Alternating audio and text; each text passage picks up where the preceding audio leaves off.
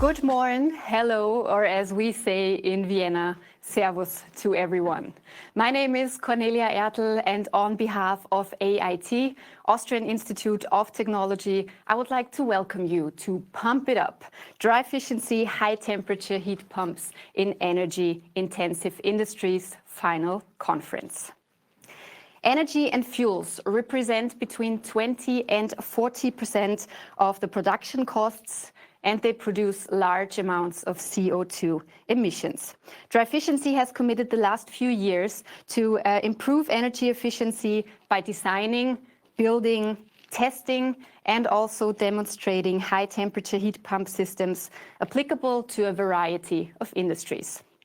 The clear objective: a reduction of fossil carbon emissions by means of waste heat recovery to foster competitiveness, to improve security of energy supply, and guarantee sustainable industrial production in Europe.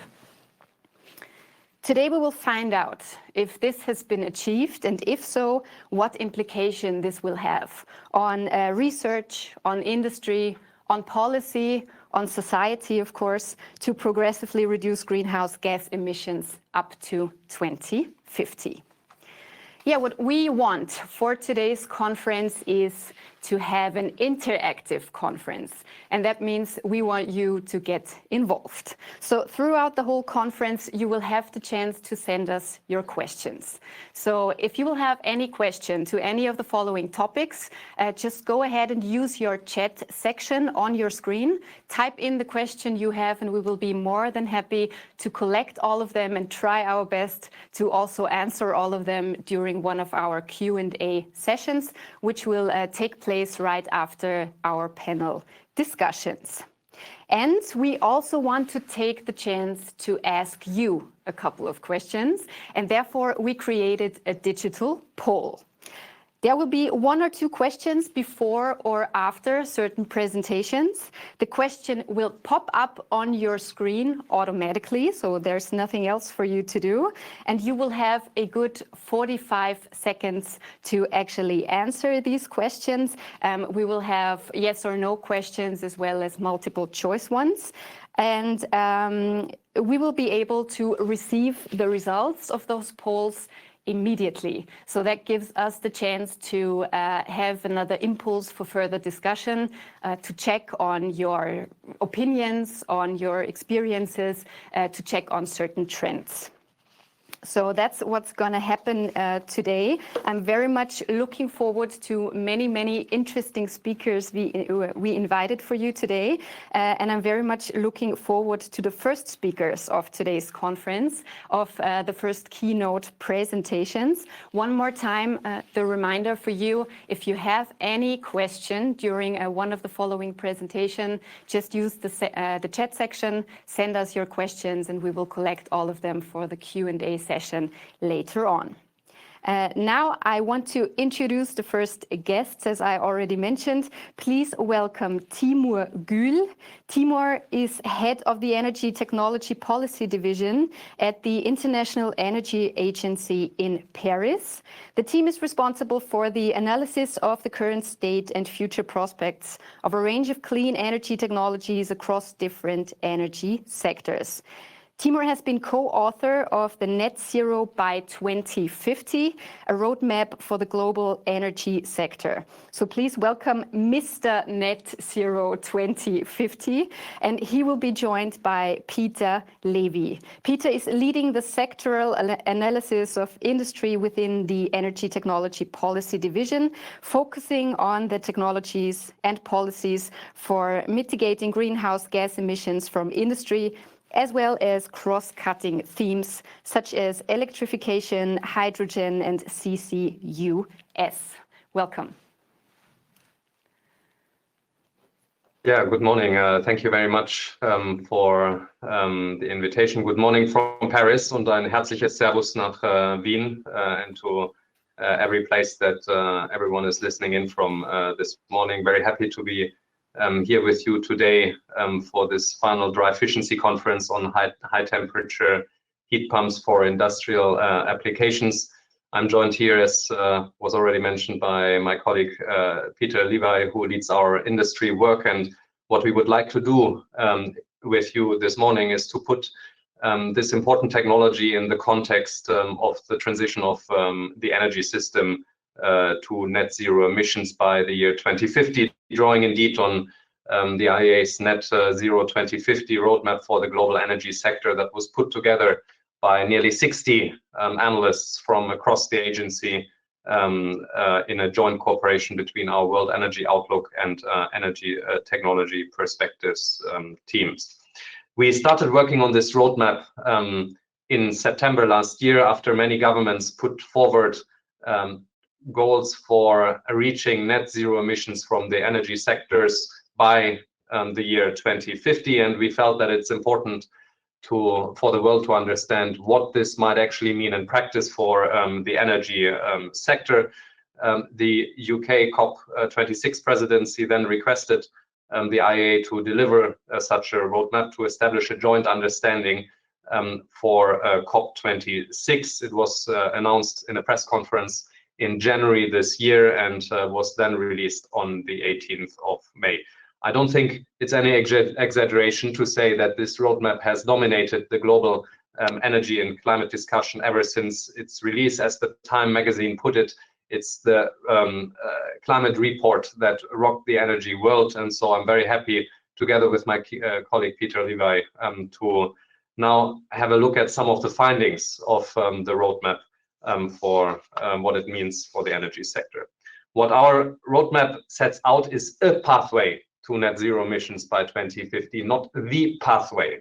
This is very important to recognize because there are many uncertainties all along the way. Of course, technology uncertainties, behavioral uncertainties, many other uncertainties that may unfold along the way. And of course, every country will have its own circumstances. So what you're seeing in our roadmap is the global result, but things can look different in every country. What we have done is to set out a pathway sector by sector and technology by technology. We identified some 400 different milestones that come with such a transition to net zero emissions. As I said, every country will have its own circumstance, but at a global level, we felt it's important to guide expectations a bit, to show what the pace, to show the pace and the scale of the transition that is required to reach net zero emissions. To give you just some examples here, if you look at the year 2030, for example, we will need to reach roughly 850 gigawatts of electrolyzer capacity installed from roughly 250 megawatt by the end of 2020. So huge expansion challenge that comes with it. At the same time, most innovative low emission technologies in heavy industries need to be demonstrated at scale in order to be ready to be deployed in the decades that come thereafter.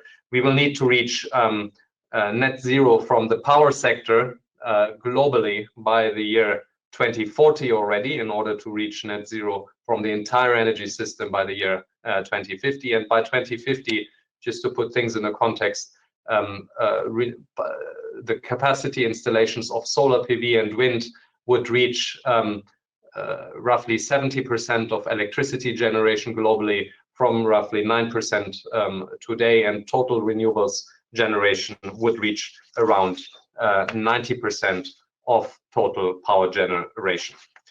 Now, if we go to the next slide, it is important to recognize that we have practically all the technologies available to bring down our emissions decisively over the next 10 years, from renewables to electric cars, from electric cars to energy efficiency. We have all the technologies to make the decisive reductions to put ourselves on track within the next 10 years to reach net zero emissions by 2050. But for a full transition to the energy to net zero emissions by 2050, we will need to decarbonize more than just power generation and passenger cars, of course. We will need to decarbonize long distance transport and heavy industries, of course, where we know the technologies that can help us to bring down emissions, but we don't have them fully in the market yet today. In fact, almost half of the emission savings that are needed by the year 2050 will need to come from technologies that are currently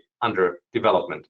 There are many such technologies that are currently being looked at. They typically fall in the categories electrification, CCS, hydrogen, and sustainable bioenergy. You see a couple of examples here. I don't want to go through them in any detail, but it's very important for us that everyone recognizes that the deployment of the technologies that we have and innovating on those technologies that we don't fully have yet in the market are no antagonists in the fight against climate change. There are actually two sides of the same coin, and both need to be accelerated over the next 10 years. Deployment of what we have and accelerating innovation on the technologies that we will need. With that, I'll pass on to my colleague, Peter Levi, who will talk a bit about the transition in the industry sector. Peter? Thank you very much, Timur. So from Timur's overview of the broader energy sector transition there, I'm going to, as Timur said, take a closer look at the transition for the industry sector specifically.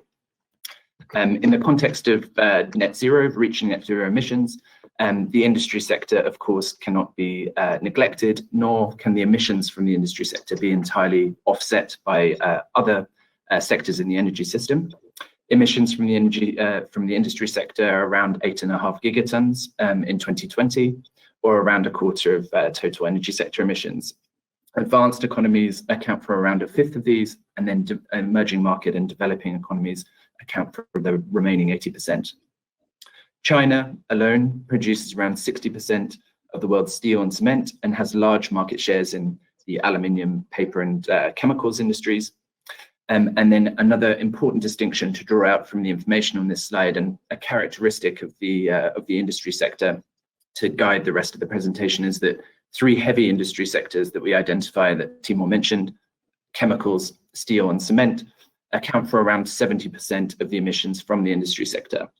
And the emissions from these sectors are often referred to as hard to abate, and I'll focus mainly on these sectors for the rest of the presentation, returning to light industries, which constitute most of the remaining energy usage in industry on my final slide. So why are the emissions from these sectors referred to as hard to abate? Well, the sectors use large amounts of fossil fuels, and they use these fuels for three main purposes in the heavy industry sector specifically. The first purpose is to generate high temperature heat. Another key use in the chemical sector is to use fuels for feedstock or raw material inputs to the sector.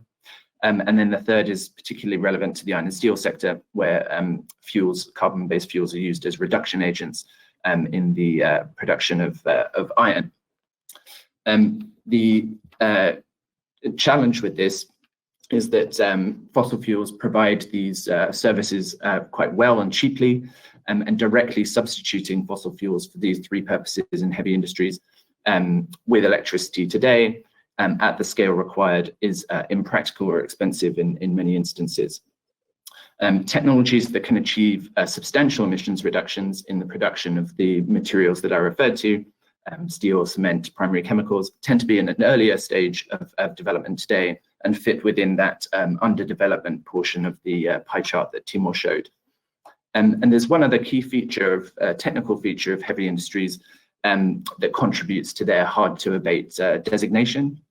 And that is the fact that the assets in the sector tend to be emissions intensive. Sorry, the emissions intensive assets in the sector tend to be long-lived and capital intensive. And here I'm talking about, when I talk about heavy industry assets, I'm talking about cement kilns, steam crackers, ammonia and methanol production facilities. But as an illustrative example here, I've got the iron making processes that are key to the iron and steel sector, so DRI furnaces and blast furnaces. We can see here the kind of regional, the geographic distribution and the age profile of these key emissions intensive assets in the sector. And what we can see is that relative to a typical lifetime of 30 to 40 years for heavy industry assets as a whole, 40 years typically in the iron and steel sector, we estimate that the average age of the assets in the sector is around 10 or 15 years old globally today. So only around 1/3 of the way through their lifetimes. the other thing that's evident from this age profile and geographic distribution is that the concentration of capacity in China, which, as I mentioned before, accounts for around 60% of the production of crude steel and cement. Without any alteration to the mode of operation, existing assets in heavy industry sectors could lead to around 150 gigatons cumulatively of CO2 emissions if operated until the end of their typical lifetimes. As you can see, just the emissions from the existing assets, so this is the cumulative area, including the lighter shade of purple there, leaving aside any capacity additions or replacements that will be needed in the context of the net zero emissions by 2050 scenario, and exceed the envelope for these heavy industry sectors denoted by the green line there. This means that there's not room to just continuously operate these assets without modifications to their operating regime. And at first, this paints a bit of a bleak picture when it comes to the quantities of emissions that can be expected from these assets. However, it's not all bad news, of course. And there are several interventions and improvements to these assets that can be made, including incremental energy efficiency improvements, the blending in of low carbon fuels, and in several instances, the application of CCUS retrofit technologies. The dynamics of investment cycles is another thing that we draw out in the net zero emissions scenario, whereby every 25 years or so, a plant operator will face a decision as to whether to renew or extend the life of a key capital intensive piece of equipment. And this it constitutes an opportunity. If we align the investment cycles of these assets, if the decision makers in charge of these assets align the consideration of these investment cycles with the pipeline of development for innovative technologies that will be required in these areas, we estimate that with this simulation, that around 40% or around 60 gigatons of the aforementioned 150 could be avoided if new low carbon alternatives are available in time to replace them. So this existing asset story is of course one very important side of the story in the NZE. But of course, there will be new capacity additions required to meet rising demand for materials, these critical materials. A portfolio of mitigation options is required to achieve the 95% reduction in emissions between 2020 and 2050 in the NZE or net zero emission scenario. And while certain segments of material demand are expected to grow and expand rapidly, renewable energy infrastructure, for example, consuming steel and cement, the NZE embodies a strong push on material efficiency across value chains. And these material efficiency strategies, including lightweight design practices, yield improvements, life extensions, increased collection and recycling, contribute around a fifth of the emissions reductions in this decomposition analysis that you can see here. Incremental energy efficiency improvements, together with various categories of fuel shifts to electricity and other means of integrating renewables directly for heating various process units, account for a further 30% of emissions reductions. And then around half of the emissions reductions from the heavy industries specifically are achieved through the application of CCUS and hydrogen technologies, many of which fall into this segment of the pie chart that Timur showed at the end of his overview of the under development segment. And this is reinforced, this point is underscored by the fact on this second half of the diagram, the decomposition analysis, where we can see that around 60% of emissions reductions in heavy industries are derived from technologies that are either at demonstration or prototype phases today, if we use more of the kind of technology readiness lexicon. So if we delve a little deeper into these innovative technologies specifically, we can see that these three main categories of technologies play an important role in each of the heavy industry sectors, but we can see some important differences and parallels between the sectors. So starting with primary chemicals production, we can see that the use of electrolytic hydrogen used as a feedstock for ammonia and methanol production provides an important role there. Direct electrification of steam cracking plays also an important role. This is kind of earlier stage technology, but the need to retain carbon as an inherent part of the production process for many of these chemicals, particularly methanol and high-value chemicals, means that CCUS technologies are needed to capture process emissions and alleviate the need to source large quantities of biogenic or atmospheric CO2 for feedstock purposes. Then if we take a look at the steel sector, and specifically primary steel production we're showing here, there's also a very important role for electrolytic hydrogen, and this is primarily through the use of the hydrogen-based DRI route. But also we see CCUS technologies playing an important role, with the innovative smelting reduction process being key among them. In the cement sector, it's really the CCUS technologies that do the heavy lifting in terms of the innovative technology deployment, whether it be post-combustion technologies for capture, or it's pre-combustion partial and full oxy-fueling technologies. These are the technologies that are really achieving these dramatic reductions in emissions intensity of producing clinker, the key ingredient in cement.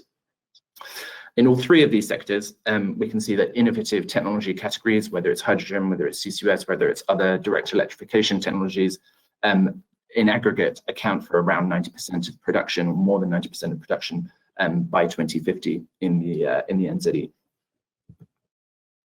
And so while I focused on heavy industries for most of the presentation, I wanted to just come back to the light industries, which account for the majority of the remaining energy consumption in the industry sector overall, and take a look at some of the smaller manufacturing industries that are sometimes overlooked in the discussion of the industry sector today. And so we're talking about sectors here comprising mining, construction activities, non-energy intensive manufacturing sectors of food and beverage, machinery, textiles and leather, wood and wood products, these sectors that are producing many of the goods that are not covered by the heavy industry sectors I've already mentioned. We take a slightly different approach to modeling these sectors at the IEA, and we basically break down the energy services into various categories. So firstly, we look at the mechanical work that's required in these sectors, the conveyors, compressors, pumps, etc., which are nearly all provided by electric motors today. We also look at other categories of electricity usage for lighting and other non-motor driven processes. And with these electrified or already electrified processes, the key focus is on measures to increase efficiency. But when it comes to direct emissions from these sectors, from these light industries, the key challenge is the provision of heat, which is the focus of the graph shown on this slide. While we can see that the overall shares of heat demand in light industries between sectors remain broadly similar in the context of the NZE transition, the technologies used to provide this heat undergo a dramatic shift. And so for high temperature heat, and here we're talking about temperatures in excess of 400 degrees, we see a non-trivial role for hydrogen and bioenergy. But direct electrification still plays a very important role. For these sectors, though, the vast majority of heat in these subsectors is required at a lower temperature, so in the bracket below 400 degrees. So low and medium temperature heat, temperature levels, sorry. And so these are areas where we see a very important role for highly efficient heating technologies like heat pumps. So from a very small market share in the industrial low and mid temperature heat provision today, heat pumps are deployed rapidly in light industries in the NZE, reaching over 30% of the heat that's provided in these sectors in aggregate by 2050. Such a kind of penetration level would require some deployment beyond the sub 100 degree Celsius temperature range, which heat pumps are already mature and providing these services today. Direct electrification, solar, geothermal heating technologies, together with some bioenergy and hydrogen, complement the role played by heat pumps in these light industry sectors, and achieve this kind of near total decarbonisation of the heat provision by 2050 in the NZE. So I'm going to stop here, and I'd like to acknowledge up front that I've focused entirely on the technology story of the NZE here, given the limited time and the technology focus of the event today. But I'd of course like to underscore the self-evident point that the other side of the industrial decarbonisation coin is policy, and that it's unlikely that the scale of technology transformation outlined in these slides for the industry sector, but also for the other sectors in the energy system that Timur mentioned, will take place without a strong push from policymakers to establish the necessary enabling conditions for this technology rollout. So thank you. I'd like to stop there and pass back to the organisers. Thank you very much, Timur and Peter. Dankeschön. It's a big pleasure for us having you with us for this conference. So best wishes here from Vienna. Thank you again very much. And I'm now looking forward to welcoming the next very important speaker of today's conference. She's with me here in the studio in Vienna today. She's the project coordinator of the DryFiciency project from AIT, Austrian Institute of Technology. Please welcome Veronika Wilk. Good morning. And before Veronika will start with her presentations, it's time for our first poll. I already told you in the introduction, we prepared 2 questions for this point. The first one will pop up on your screen automatically, and it will show just now. So the first question for you in the audience today is, are you already implementing heat pumps in your organization? So it's a yes or no question. You have now about 45 seconds time to choose your answer. Veronika, what do you think about that very first question? What kind of result do you expect?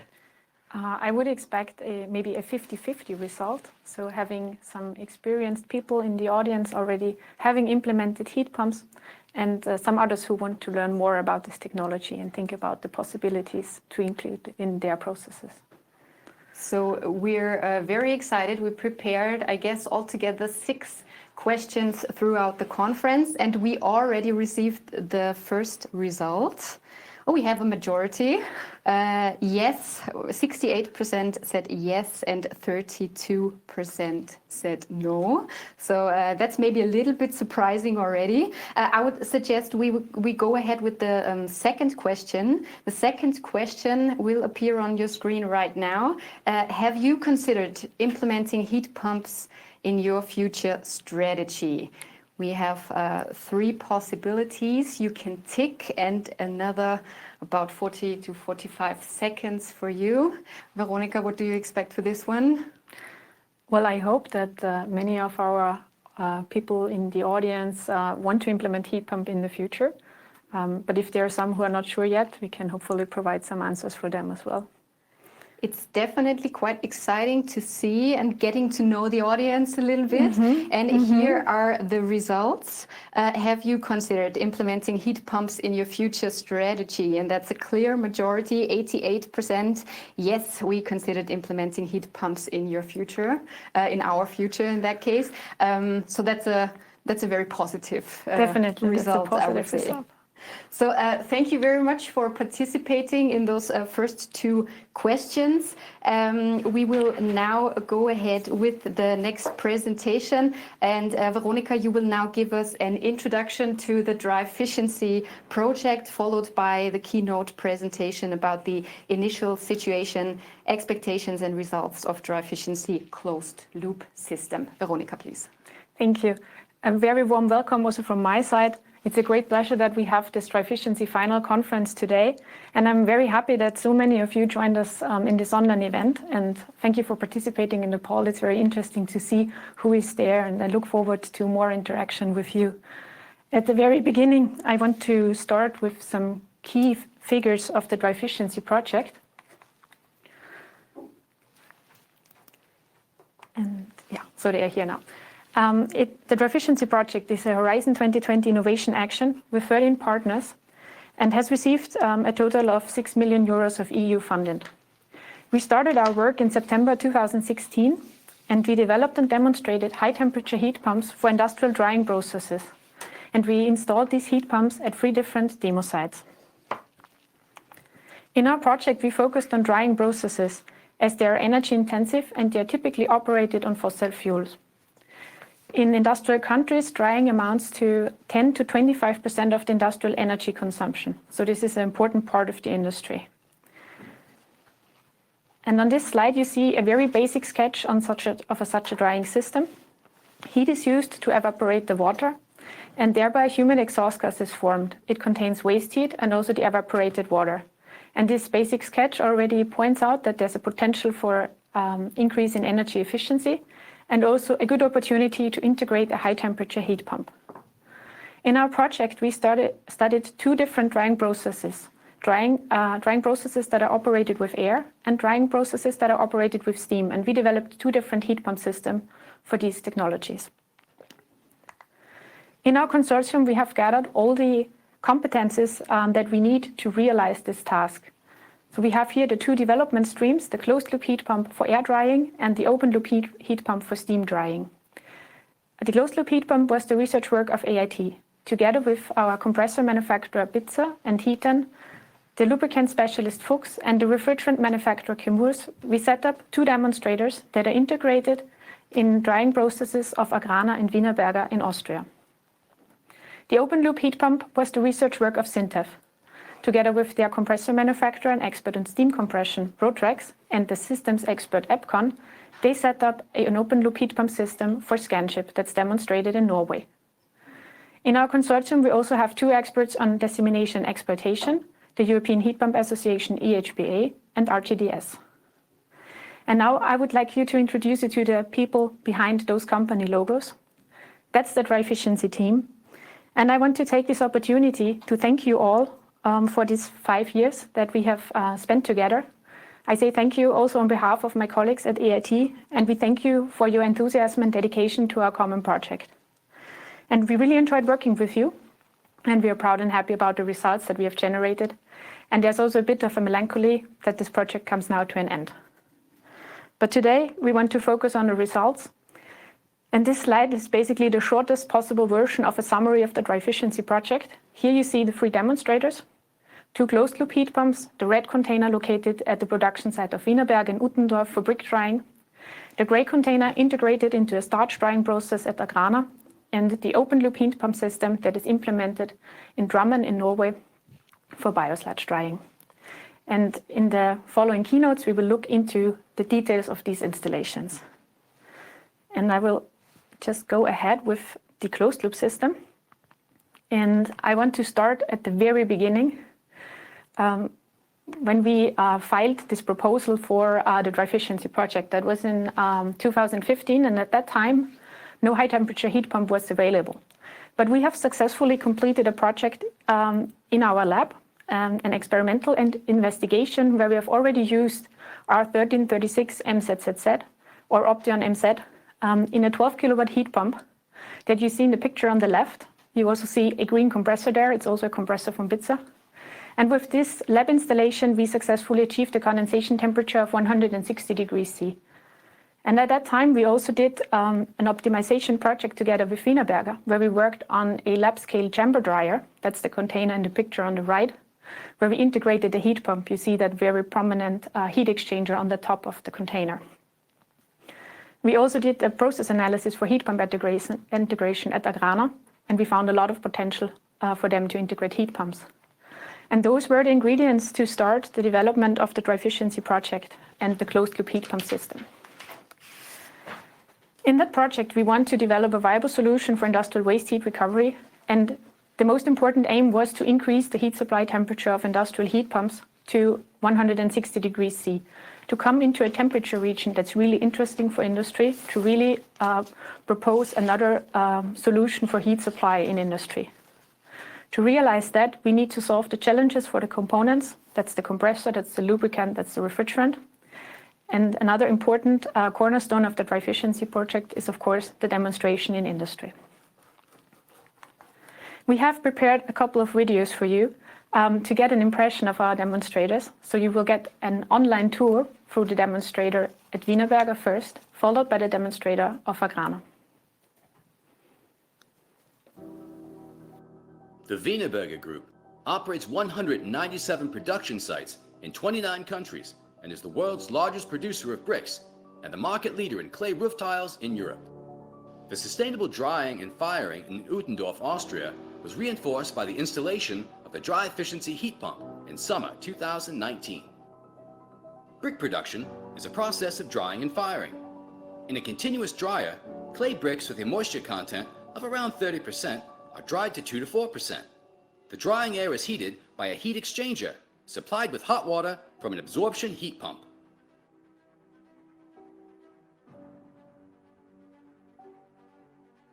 Drying and firing brick construction material requires a great deal of energy in the form of natural gas, but a significant amount is lost in the form of waste heat. As part of the EU-funded DryFiciency project, the first closed-circuit industrial compression heat pump for high-temperature applications began operations at the Wienerberger demonstration plant.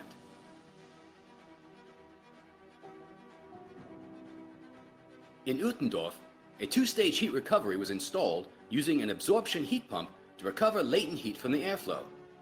The DryFiciency heat pump, replacing a natural gas burner, is connected in order to supply the high temperatures that are needed for the drying of the bricks. The DryFiciency closed-circuit heat pump is attached to the 90-degree water circuit that comes from the absorption heat pump, lifting the temperatures above the 120 degrees needed for drying. The hot air is fed into the outlet zone of the tunnel dryer for the final drying, where the highest temperatures are required. The heat pump uses 8 novel piston compressors developed by Viking heat engines.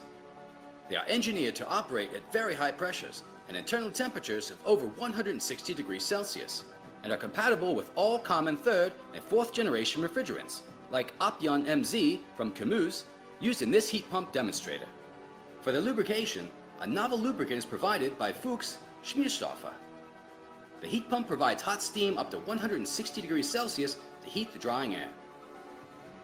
Compared to alternative compression heat pumps, DryFiciency is among the most efficient and very competitive to other providers, but at higher temperatures. Calculations on the environmental impacts based on results comparing the drying process using a gas burner compared to the DryFiciency heat pump show impressive energy savings of up to 84% and reductions in CO2 emissions of approximately 80%. Wienerberger and AIT Implementation Team, pioneering heat pump technologies.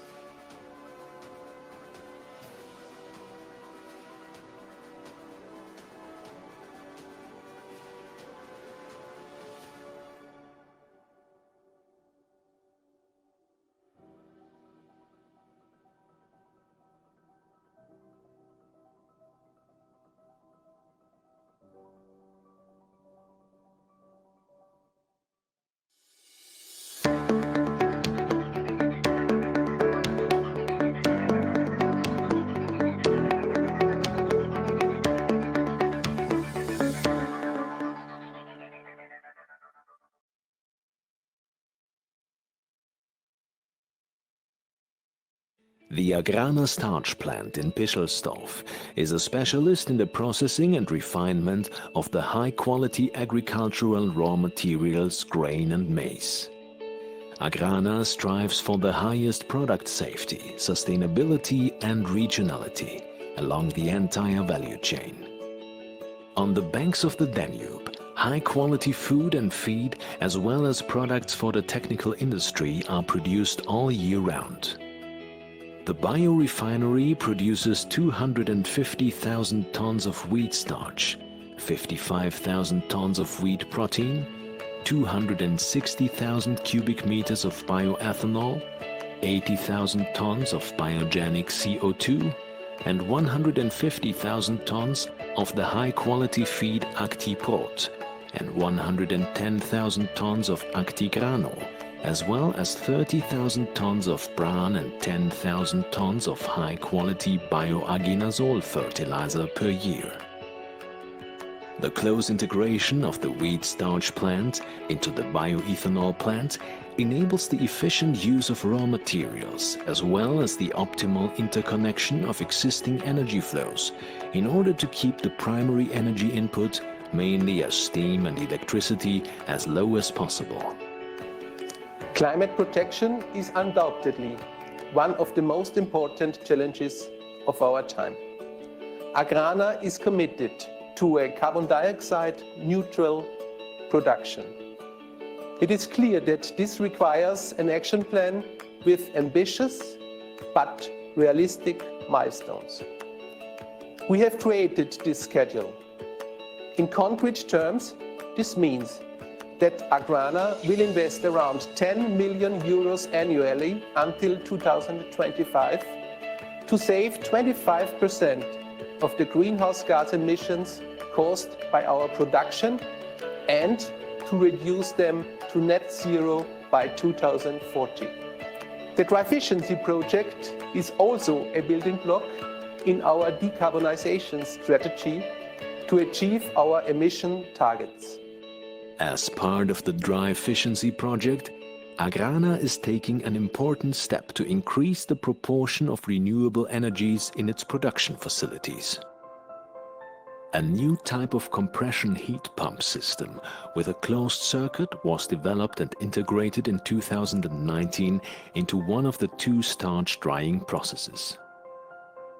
In the starch dryer, the moist starch from the wet starch factory is added to a stream of air and dried to a powdery end product with a dry matter content of approximately 90%. Around 4,000 kilowatts of power are required to produce 15 tons of powdered end product per hour. This is done by two heat exchangers. The first is fed by the heat recovery network, and the second is heated with steam.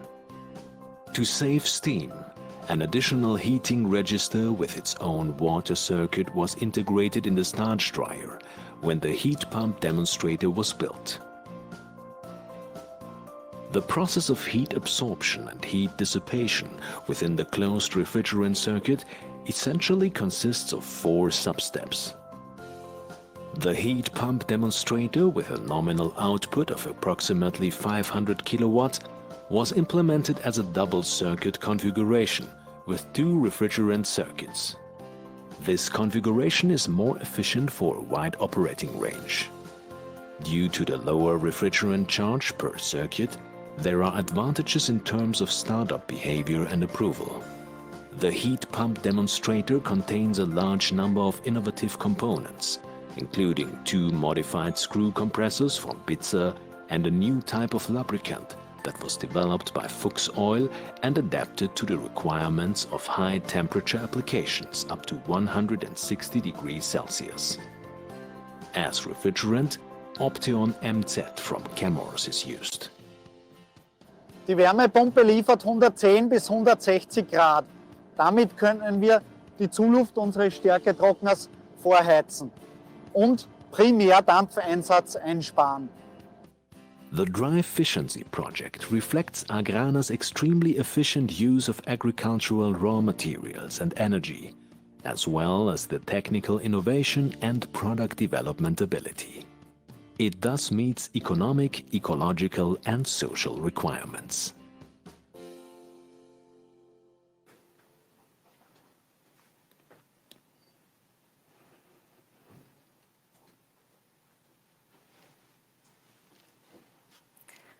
Now you have seen our heat pump demonstrators and the processes where they're integrated.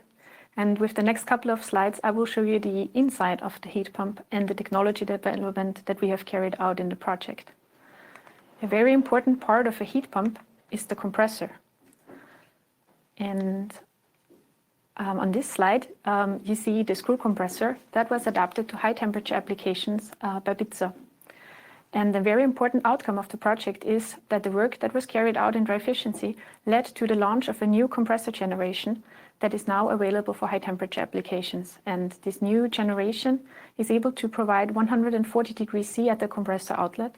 And Pizza has already started another series of field tests to gain more experience. As you've heard in the video, we have a second compressor technology also in our project, the piston compressor.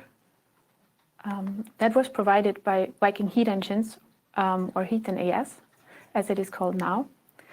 And I'm not sure if the slide has advanced already. Yeah, and you can see the compressors that I'm talking about. Okay, so here they are.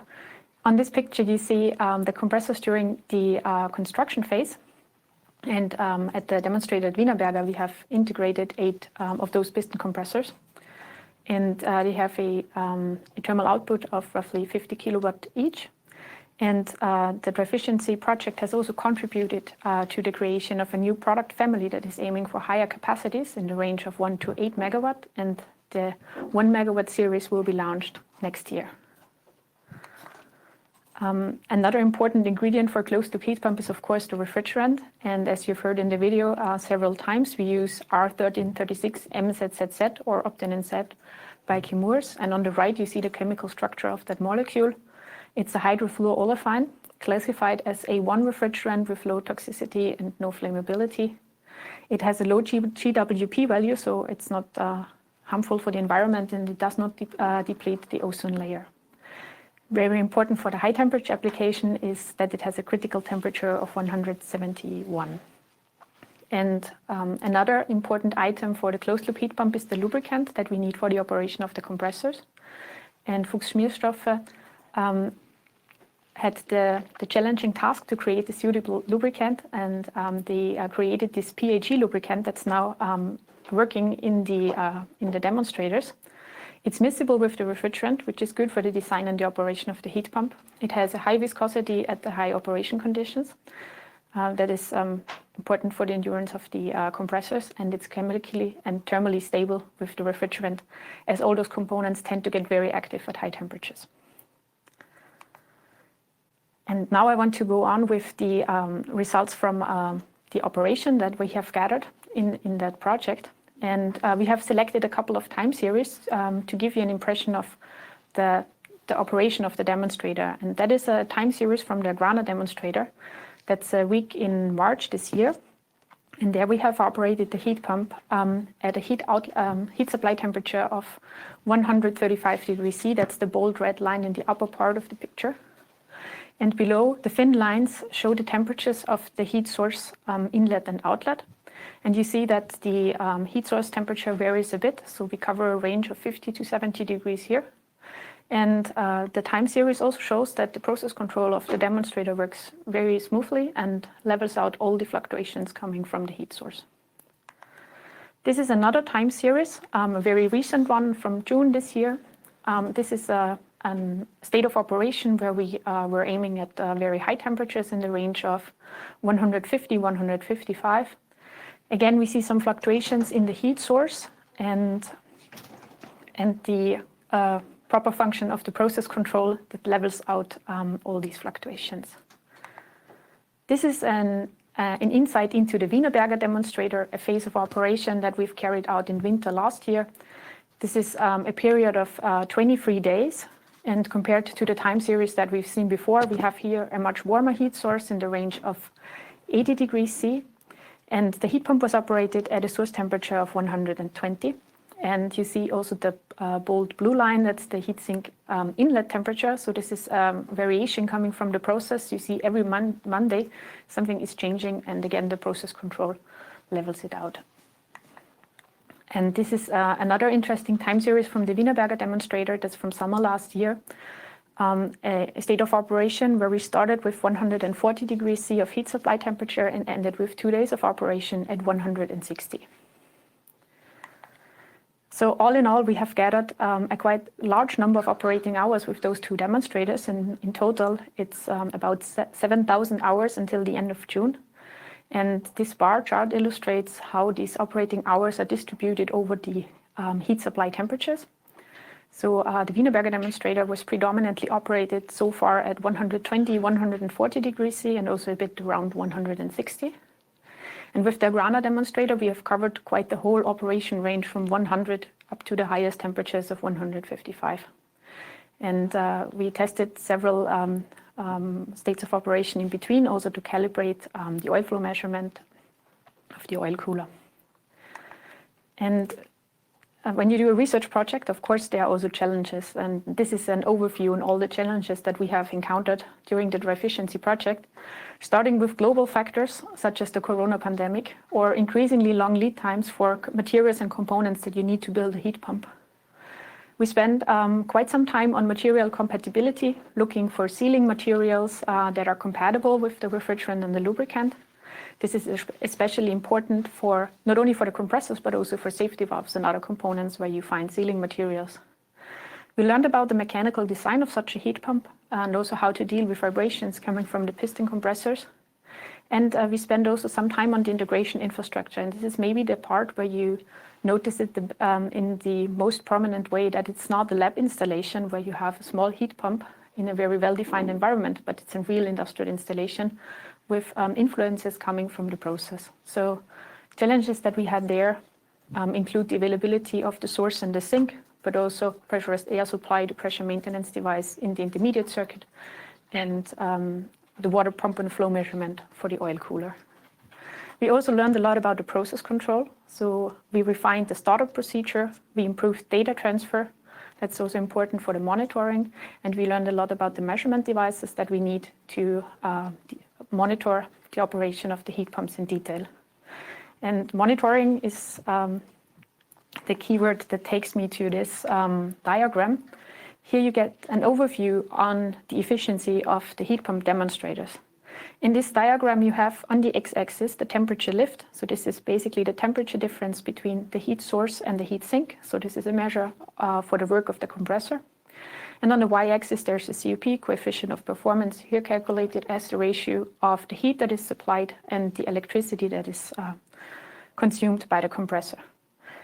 We have both demonstrators in these diagrams. The dots represent data from the AGRANA demonstrator and the crosses represent data from the Wienerberger demonstrator, and the colors indicate the heat supply temperature, ranging from 115 in dark blue to 160 in red. And the line that is given here is just for orientation. This is the COP of an ideal heat pump with a second law efficiency of 50% and the heat supply temperature of 120. So you see how the COP decreases with increase in temperature lift. We have operated both heat pump demonstrators at low temperature lifts with high COP. For example, the blue crosses for Wienerberger at heat supply temperature of 120 and a COP of 5. And when we go to the higher temperature lifts and the higher outlet temperatures, we have two orange dots for AGRANA at 155. There you see also the influence of the heat source temperature. Depending on the heat source temperature, we either have a COP of more than 2 or below 2. And in the middle of that field, at a COP of 2.2, there's also the operation at 160. What I haven't mentioned is the source of the data. So this is the operation, all the operation data that we've gathered, the 7,000 hours that we've seen before. And this is a statistical analysis. So we are grouping all the states of operation that had the same conditions in terms of temperatures and also compressor settings. And then if that state of operation lasted longer than 10 hours and it fulfilled a stationary criteria, then it's a dot in this diagram. And some of the dots represent even more hours of operation, up to 200 for certain of those dots. And you also see the little whiskers in the diagram indicating the standard deviation when we summarized these data points. So how does the DryFiciency heat pumps compare with other heat pumps? The little gray dots that you see now in the diagram are coming from a publication of Korten-Appergaus that was published in 2018, and it's an overview on market available industrial heat pumps. And the DryFiciency heat pumps compare very well with those installations available on the market. So the COP is in the upper range of these gray dots. And the main difference is that the DryFiciency heat pumps are able to deliver higher temperatures up to the 160 degrees C. And here we have a more detailed look into the data. And here I want to start again on the right.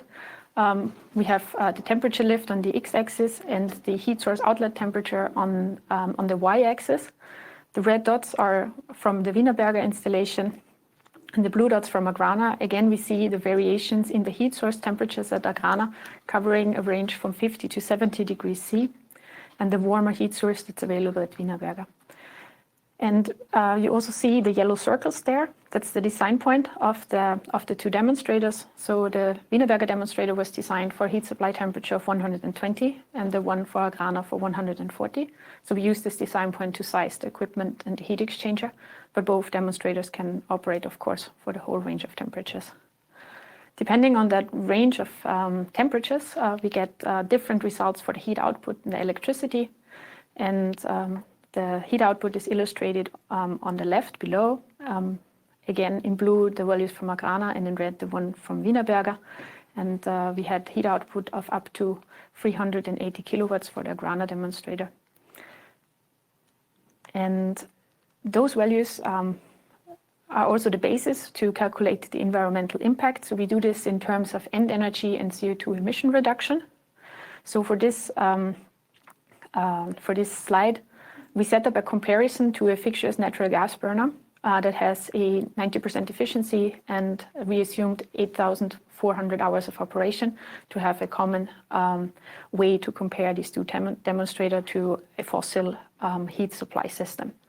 For the CO2 emissions, we took emission values from Austria, as both of the installations are located in Austria. And this is a very positive result for the environmental impact, because with the heat pumps, we are able to save up to 2,500 megawatt hours in terms of end energy compared to this natural gas burner, and more than 600 tons per year in CO2 emission reduction. And this is just for a small demonstrator with up to 380 kilowatts of heat supply. So if we take this example to the next level, this is what I want to do with you now in an experiment of thought. So let's assume that 50% of all drying processes in Europe are equipped with a DryFiciency heat pump. And they replace those natural gas burners that were operated before. And the diagram on the right indicates that this measure will have an impact and will help to achieve the climate target that Europe has set itself by 2030. So the gray bar in this diagram indicates how much primary energy we still have to reduce to comply with the 2030 target, how much end energy we need to reduce, and how much CO2 emissions we have to save to comply with those targets. And the shaded area in red and in blue indicates the contribution of the heat pumps for drying, if 50% of all processes are using a heat pump. And this is a contribution that is visible in that scale. And this, I think, is a very important outlook. And with that, I'm at the end of my presentation, and I look forward to your questions and feedback. Thank you. Thank you very much, Veronika, for these very interesting insights in the project. We will see you later in the afternoon in the second panel discussion. So I'm looking very much forward to that. Another reminder for you in the audience: if you have any questions that you want us to collect and ask our experts, please just don't hesitate and send them to us in the chat function. You just type in your question, and we will collect all of them for our Q&A sessions, which will be held right after the panel discussions.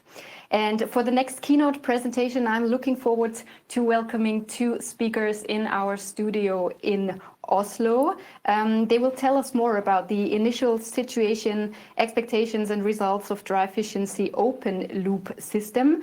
Please welcome Michael Bantle. Michael is senior researcher at Sintef Energy and is focusing on the development of high temperature heat pumps and their integration into the process industry. And also Jan Haraldsen. Jan steers the leading supplier of mechanical vapor recompression evaporation technology in the Nordic market. His broad experience from management of different industry and technology companies over more than 30 years have been instrumental in the DryFiciency project. So good morning from Vienna, good morning to Oslo. Yes, thank you very much for your kind introduction. I guess you can all hear me now. It's my pleasure to introduce you today to welcome you today to our final conference from the DryFiciency project. This project was for me a 4 to 5 year ongoing activity to bring an open loop heat pump closer to the market and to demonstrate it in an industrial setting. And today is, I think, the right time to ask them the question: what did we succeed with, and where are we now compared to like 4 or 5 years ago? Now I should. Yes. The open loop heat pump is a bit a special kind of heat pump system in the heat pump world. In general, we can integrate it for a steam-based drying system. This could be direct or indirect. When we look at these steam drying systems, we see that we get out a condensate or a cold steam. This is basically the driving energy we need to bring back to the dryer in order to make the process run. This heat leaving is excess heat, and this cold steam or also condensate has to be reheated to initial process temperature levels in order to be usable again as a drying energy. And in today's systems, this is mostly done by oil, gas, or also directly electricity. Our team Norway here, we are coming, of course, from a country where electricity is already one of the main energy sources. But anyhow, this project offers a good opportunity to reduce the primary energy demand at the same time. Because of this dryer, we get, as I said, this excess vapor out. And the basic concept that we are proving in the open loop is that we take this excess vapor and we compress it up to a higher temperature and pressure level so that we can recondense it basically. And here by substituting the oil, gas, or also electricity boiler by doing like this. In the original form, the dryer without the heat pump, without the open loop heat pump, has around the energy consumption of around specifically around 800 kilowatt hours per ton of dried water. And with this heat pump system, we can actually reduce this to 300 or 200 kilowatt hours per ton. And this is, of course, a large potential, not only to make your process more efficient, but also to save primary energy in general. And when we started the project, we looking at the market available 5 or 6 years ago. We found there's really a market gap basically for compressor technologies in the range of supplying 500 kilowatt thermal energy to 2 megawatt of thermal energy. And this was then also the motivation to start the DryFiciency project, to develop this technology and to demonstrate it in an industrial setting. So our open loop heat pump is basically using water as refrigerant. And water as refrigerant has obviously some advantages. First of all, it's the most abundant and safest material maybe or element on Earth. So we will have absolutely no problem in getting hold on a refrigerant and using it. We also see that we have no regulations correlated to water, which could limit this use in a heat pump application. And we don't expect anything to happen there anyway. And last but not least, on the advantage side, it's also highly efficient. Water or steam is already used in a lot of thermal processes as heat carrier. So adding then a heat pump, which can use this already existing heat carrier and upgrade it, offers also some possibilities to go closer to the process integration. And we can achieve then generally a higher COP. But all these advantages are, of course, also coming at a price. The disadvantages of water, there are basically two, is that they require a quite high volume flow at these low pressures, which we are applying here.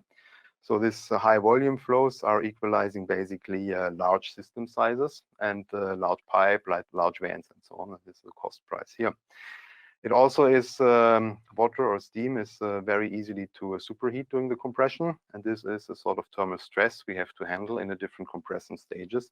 And this had also some practical limitations for our demonstration site, which we have experienced during the project, basically. And then I was talking about the efficiency, and of course, we have, as also outlined by Veronica before, we have a clear relation how efficient the heat pump can be and how high the temperature lift can be. So if you have on the two, on the top side, we have, for example, if you would only apply a one compressor system, we could have a temperature increase of around 20 Kelvin of the heat pump, and but a very high efficient COP. And this is then basically a 2-bar steam supplying heat pump. If we would have several compressors in series, we can of course achieve a higher pressure lift, which would make the heat pump more attractive to the market in a way, because you can couple it to already existing drying systems. However, the efficiency and the COP is going down in this way. So here in this initial evaluations, and also in when we're designing the dryer later on, we had to do a sort of techno-economical evaluation and analyze to find this sweet spot where the heat pump is matching very well to the size of the dryer. Because at the top, if you only have one compressor, you need basically a very large dryer with a high volume flow and operating at a low temperature difference. At the bottom cycle, at the bottom, you have the 3 compressor stages. This would require a much smaller dryer, which can operate a much higher temperature lift. In the end, we agreed on to basically design the open loop heat pump for as a 2-stage compression system, which will lift the temperature lift of around 40 to 50 Kelvin, basically delivering process steam at between 4 and 5 bar. And designing also means here that we had to design the drying system according to these conditions here. And this brings me then to the activities of Scanship, the open loop demo.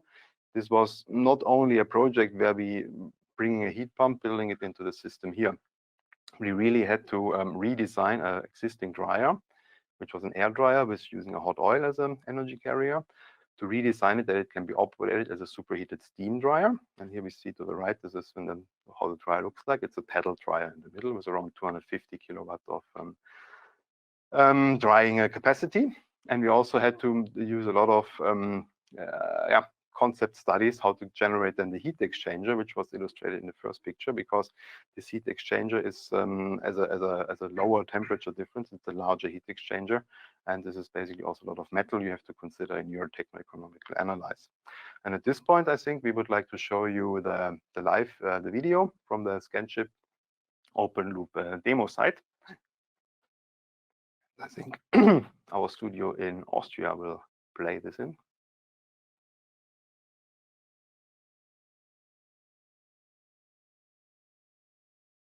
Hopefully.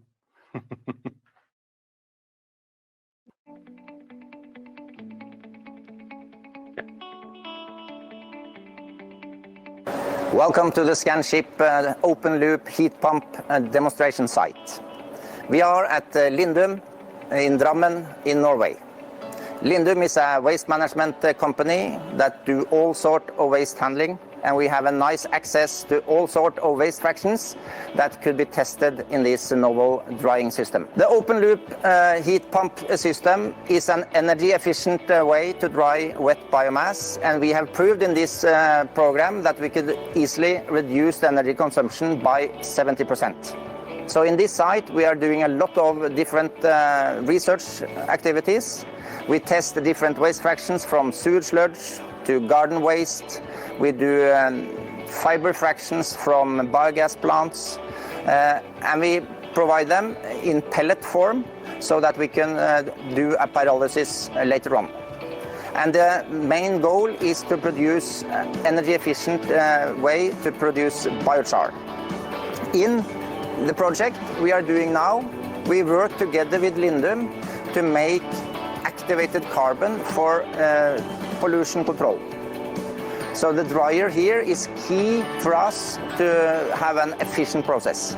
Normally we would use some 900,000 kilowatt hours worth of heat to evaporate a ton of water. In this site, with the challenging material we are using, we can go down to 300. This is a key to make a sustainable and economically viable process for handling various waste fractions. So let's go in and have a look at the different components of the system. This is the inlet of the system. We bring wet biomass with a front loader to this hopper, and then we bring it into the steam dryer. The material could be large particles, it could be wet sludge, it could also be fiber fractions from biogas plants. We control the dryness of the material by weighing cells on the dryer itself. So we fill in 2 tons, and then we could monitor as the weight is reduced and the water goes off, and at a given desired dry solids content of the material, we stop and offload the batch. So this is the newly designed dryer. It's a modified version of what we normally have done for many years. Now it is fitted for superheated steam drying purpose. It has a paddle dryer with a steam jacket to provide heat to the biomass, as well as superheated steam that is circulated inside the system directly in contact with the biomass. This is the big circulation fan for the superheated steam. It picks up the water from the biomass and then it comes into this heater, in which the compressed steam from the compressor heat pump system will be condensed and we recover the heat of evaporation. In this project, we have developed a special heat exchanger system which is robust and tolerant for high loads of particles and dust. To kickstart the system, we need some external heat. That heat is supplied by this steam generator. We use DC engines to run the turbo compressors. Very efficient. They run at 80,000 RPM. So the water that comes off the biomass comes at 110 degrees here, is compressed to 5 bars and 150 degrees, and then returned to the heat exchanger and condensed. This was a quick tour, a demonstration of our highly efficient open loop dryer system. This has been in cooperation with EPCOM, Sintef and Rotrex, who provided the compressors.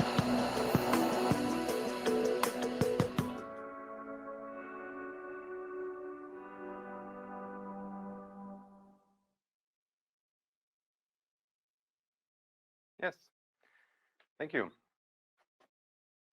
So, this was also a live impression how the demo site looks here for the Scanship demo site here. And I also would like now, together with my colleague Jan, present some of the results we have been achieving.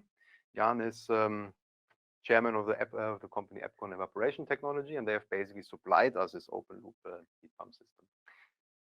Yes, very roughly, it's only on one slide, basically. Where are we? I took the same graph as Veronica, which is a work of my colleague Colin Appergaus from Switzerland, which has analyzed different heat pump systems. And we can see that the open loop heat pumps is a smaller dots, green dots, where it just cycled around in that graph here. So we actually achieve COPs of around 4.5 when we have the higher temperature lifts, where we're lifting up to 145 degrees Celsius. And we also see that this is quite closely follows the line of the isentropic efficiency, the Carnot efficiency of around 50%, which also fits nicely to the other results achieved. And yeah, this is basically how we run it, our systems here. And these are the operational points which we have measured during the project. Basically running the turbo compressors, which is the core technology for our open loop heat pump at different velocities, achieving different pressure lifts. Our analyze, what we have been achieving here is actually a single pressure increase per stage between 2.4 to 2.6 at the maximum. And it seems like this is really, if we would maximize even further, we will, this might be not possible due to thermodynamic and not at least the superheating we're struggling then here. And Rotrex is currently also working on the updated design, which is available end of the project, including a sort of purge chamber, which is a reliable design basically to operate this also for several thousand hours of operation basically. And with this, I give the word to Jan.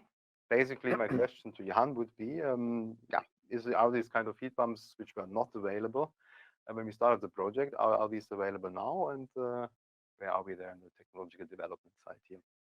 Okay, thank you very much, Michael. First of all, I think it's fair to comment on whether the market seems to be ready for introducing heat pumps in the industrial processes. And referring to this morning's initial poll, it's very tempting to answer a clear yes on that question.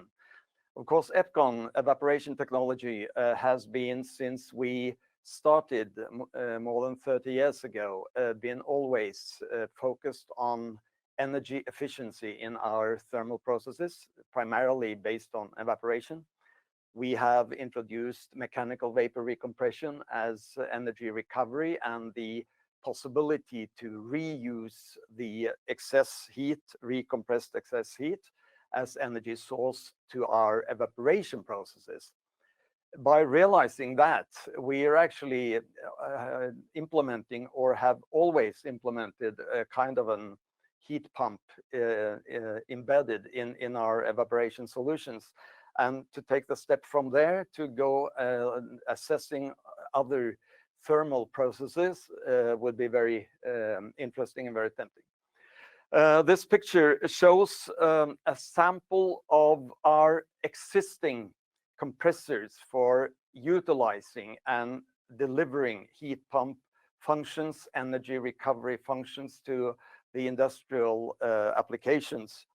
Basically, they are all based on either centrifugal fans, high density centrifugal fans, or root type blowers, giving many favors in terms of ease to operation, and giving also the possibility of lifting the temperature significantly to achieve this energy drive of the process.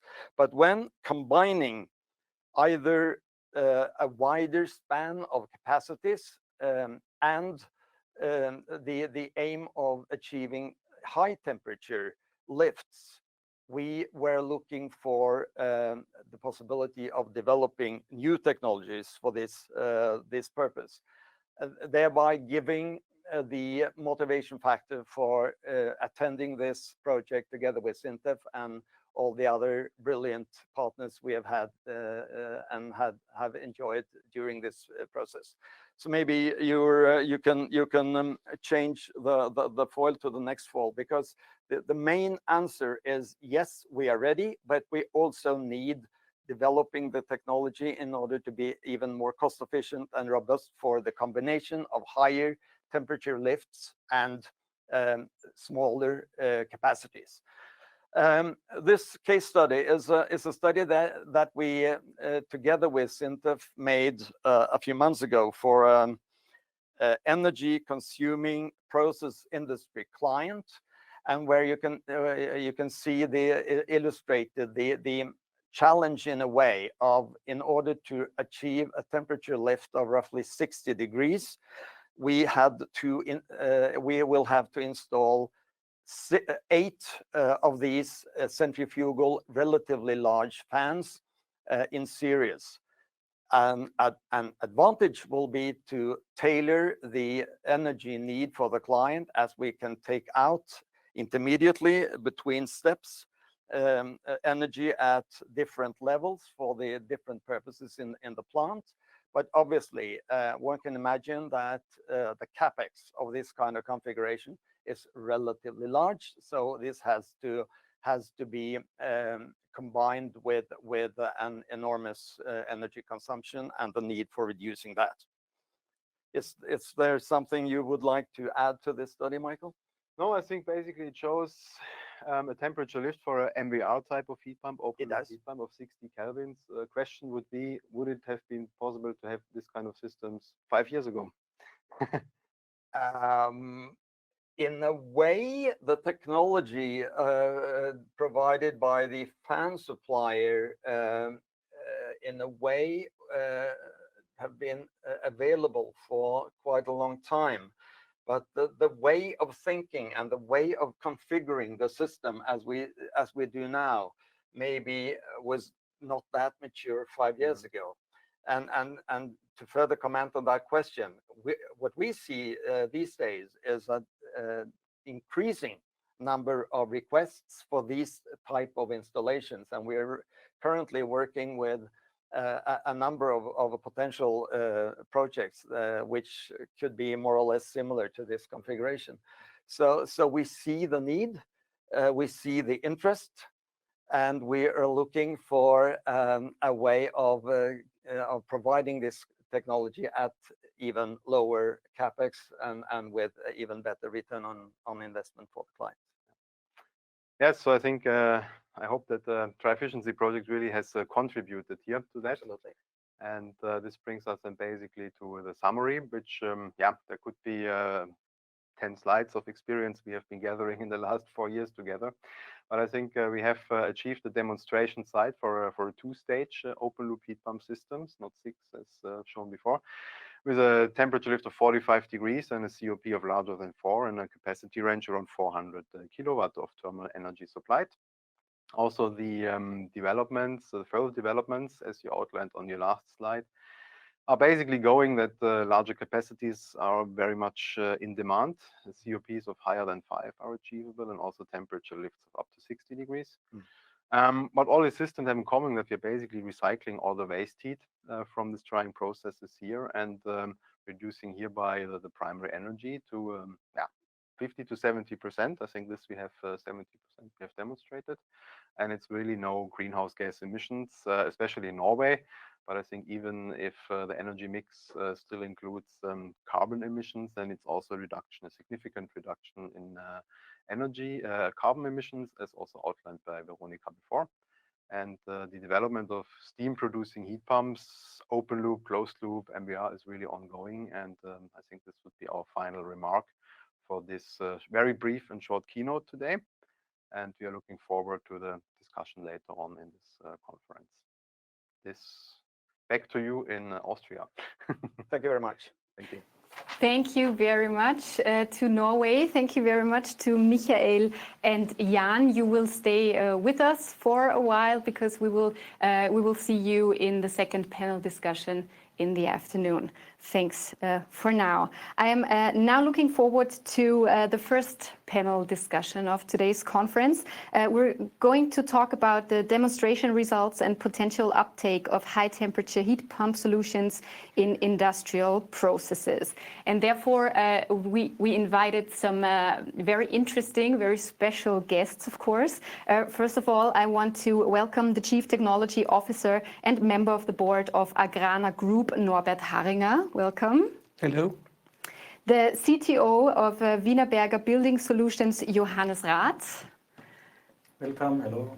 So welcome here in the DryFiciency studio in Vienna. And we have one more speaker who's in Oslo in our studio. It's the Vice President Innovation Scanship, Paul Jare Nielsen. Welcome. Hello. Yes, he's with us as well. Before we start into the actual panel discussion, I'd suggest it's time for another poll. So we prepared another question for the audience. What would be the main reason for implementing a heat pump in your operation? That's a multiple choice one, so you'll have another 40 to 45 seconds to tick your answer or your answers. And while we're waiting for the result, maybe I can ask you, Johannes Rath, what kind of results do you expect from the question? I think it will be in line with our expectations, yeah. And it's a combination of carbon footprint improvement, so greenhouse gas reduction, and combined with cost efficiency. And for sure, energy efficiency is anyhow linked then with the carbon footprint improvement. Yeah. So we on our side, we would really like to combine these two things, decarbonization and cost efficiency. Yeah, so here it's quite difficult to choose just one. So it was a multiple choice one. And here are the results. So it's quite interesting to see. There's not a real majority. We have the cost efficiency at 63%, energy efficiency, and waste heat reduction, the most common answers for that question. Thank you one more time for participating. And also the reminder one more time, if you have any questions for this panel discussion or on any topic you already heard, just go ahead and type your question into the chat section on your screen. We will receive all your questions and we will do our best to answer all of them, or at least most of them, in our Q&A session right after the panel discussion. And now I want to start with the very first question for this panel discussion. I would like to start with you, Mr. Harringer, if that's okay. What are the main reasons to engage in the DryFiciency project? Yeah, thank you, Cornelia, for this question. The potential of high temperature heat pumps with heat sinks temperature up to 160 degrees centigrade lies primarily within various dryers in our starch factories. In approximately 8 dryers for the drying of native starch, for gluten, for infant formula, or even for maltodextrins. A recovered energy potential of such heat pumps at about 20 megawatts could be realized, similar to our demonstrator in Pischelsdorf. This could save at about 160,000 of megawatt hours per year of primary energy and of around 31,700 tons of carbon dioxide per year. The realization of such installations, especially thinking of the installation costs, are interesting when continuous production, that means 24 hours a day, 7 days per week, and the integration of source and heat sinks without larger additional installations are locally possible. Unfortunately, for example, within the fruit and our sugar factories, campaign production during the year, longer downtimes for cleaning and the overall lower temperature niveaus make such high temperature heat pumps for the moment not so attractive. The future development of carbon dioxide allowances and the price for electricity do highly influence the ROE values and ROE years and therefore their implementation. Maybe the next question to you, Johannes Rath. Why is the DryFiciency project so interesting for you at Wienerberger? Yeah, DryFiciency is very important to us. So we are operating in our group more than 150 factories, brick plants, yeah. And in every of these brick plants, you have a brick dryer. And brick drying consumes a major amount of the energy, yeah.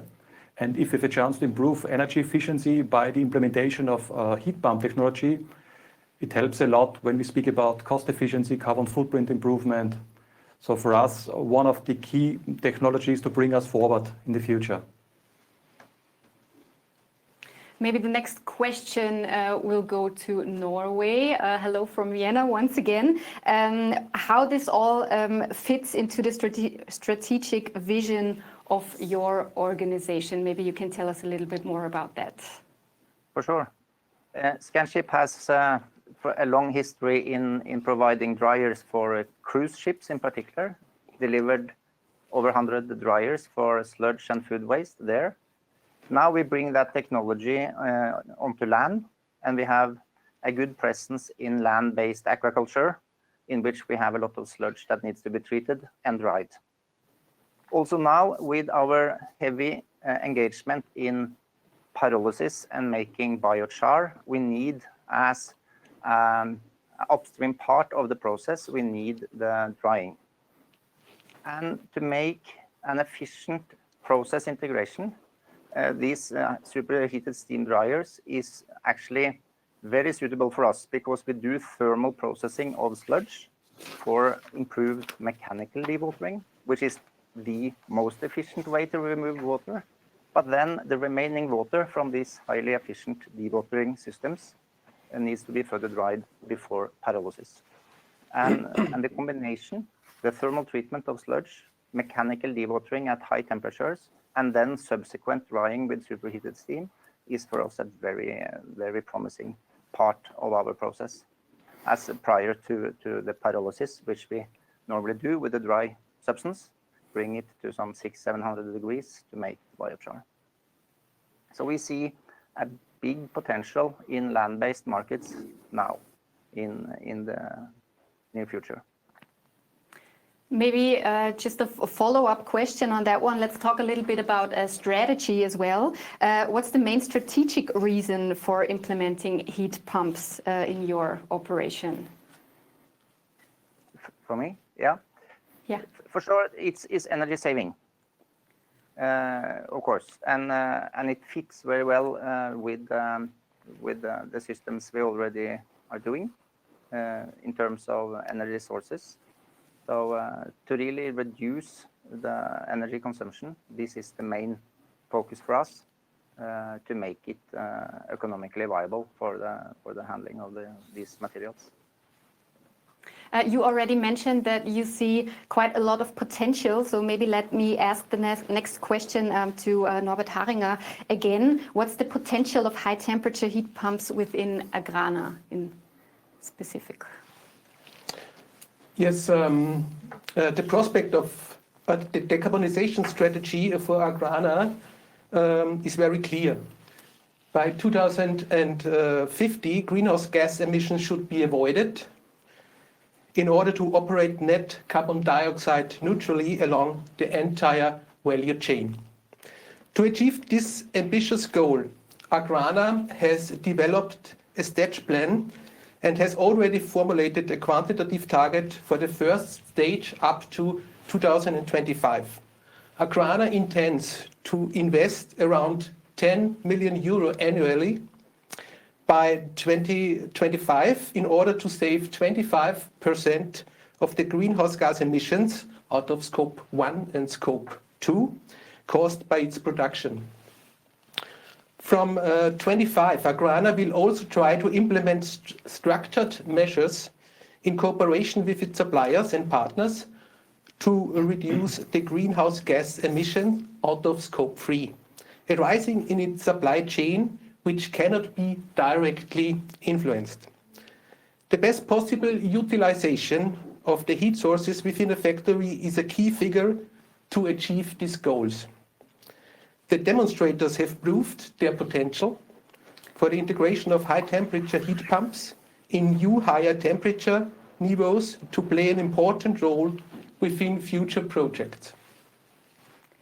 Thank you very much. I now want to talk a little bit about how to measure attractiveness, basically. This is quite a complicated thing, I imagine. So Johannes Rath, I have another question for you. How you measure the attractiveness of the DryFiciency industrial heat pump? Is that even possible? Attractiveness, yeah. We are engineers, so we like to have figures, yeah. And based on this figure, we measure then also the success of a project or of an investment. And important for us is for sure the energy efficiency improvement linked with the carbon footprint improvement. And in case then of investments, for sure, also the capex that is needed, yeah, financial benefit, payback.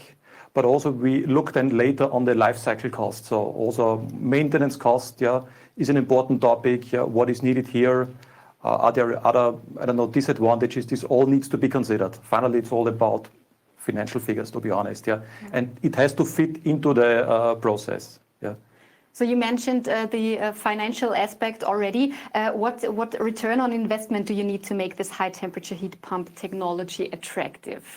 Yeah, for us, an attractive project is a payback of 2-3 years, yeah.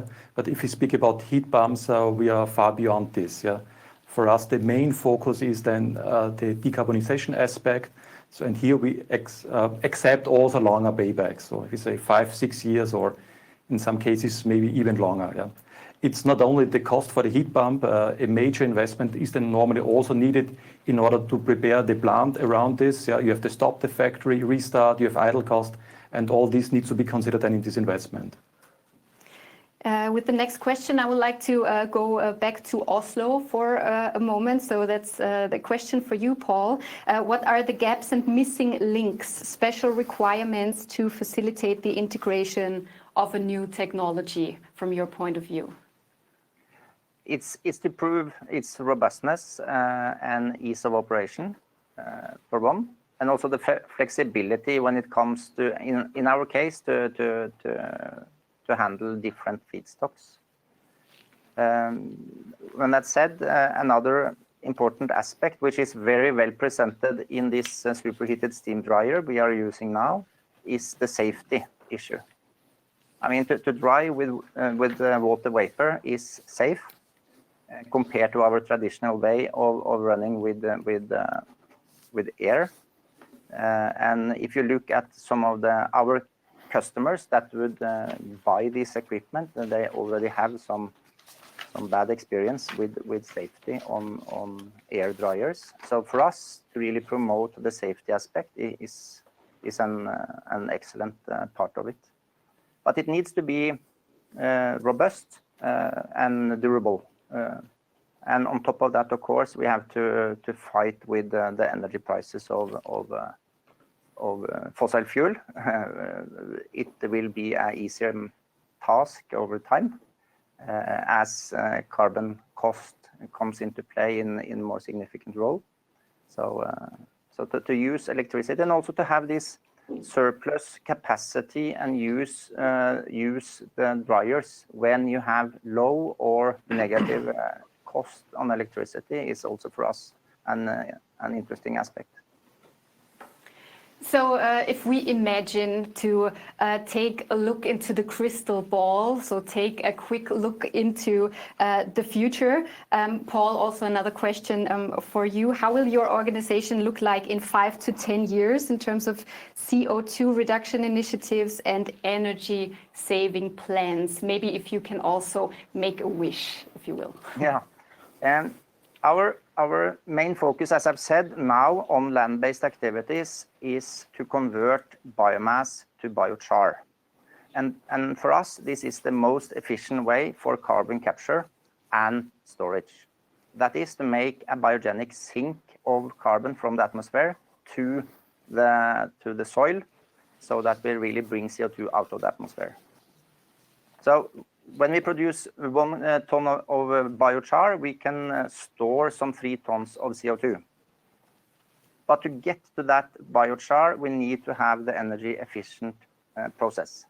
And the dryers are a significant part of that, in particular for waste fractions like sewage sludge, which I think in 10 years' time, you will see high number of plants with efficient thermal processing, drying, and pyrolysis. So we'll definitely check on that in the next couple of years and see how we can reach these kind of objectives. Norbert Haringer, the next question for you. What is the prospect of the technology within your organization within the next years with regards of decarbonization strategy? Yes, as I have said it in the last answer, our prospect and our strategy is to reach this carbon-free production in 2050. But let me also combine your question with the question, what are the reasons to engage? What are the reasons for AGRANA to engage in this DryFiciency project? It is a very successful concept from AGRANA to base on an essential focus in research.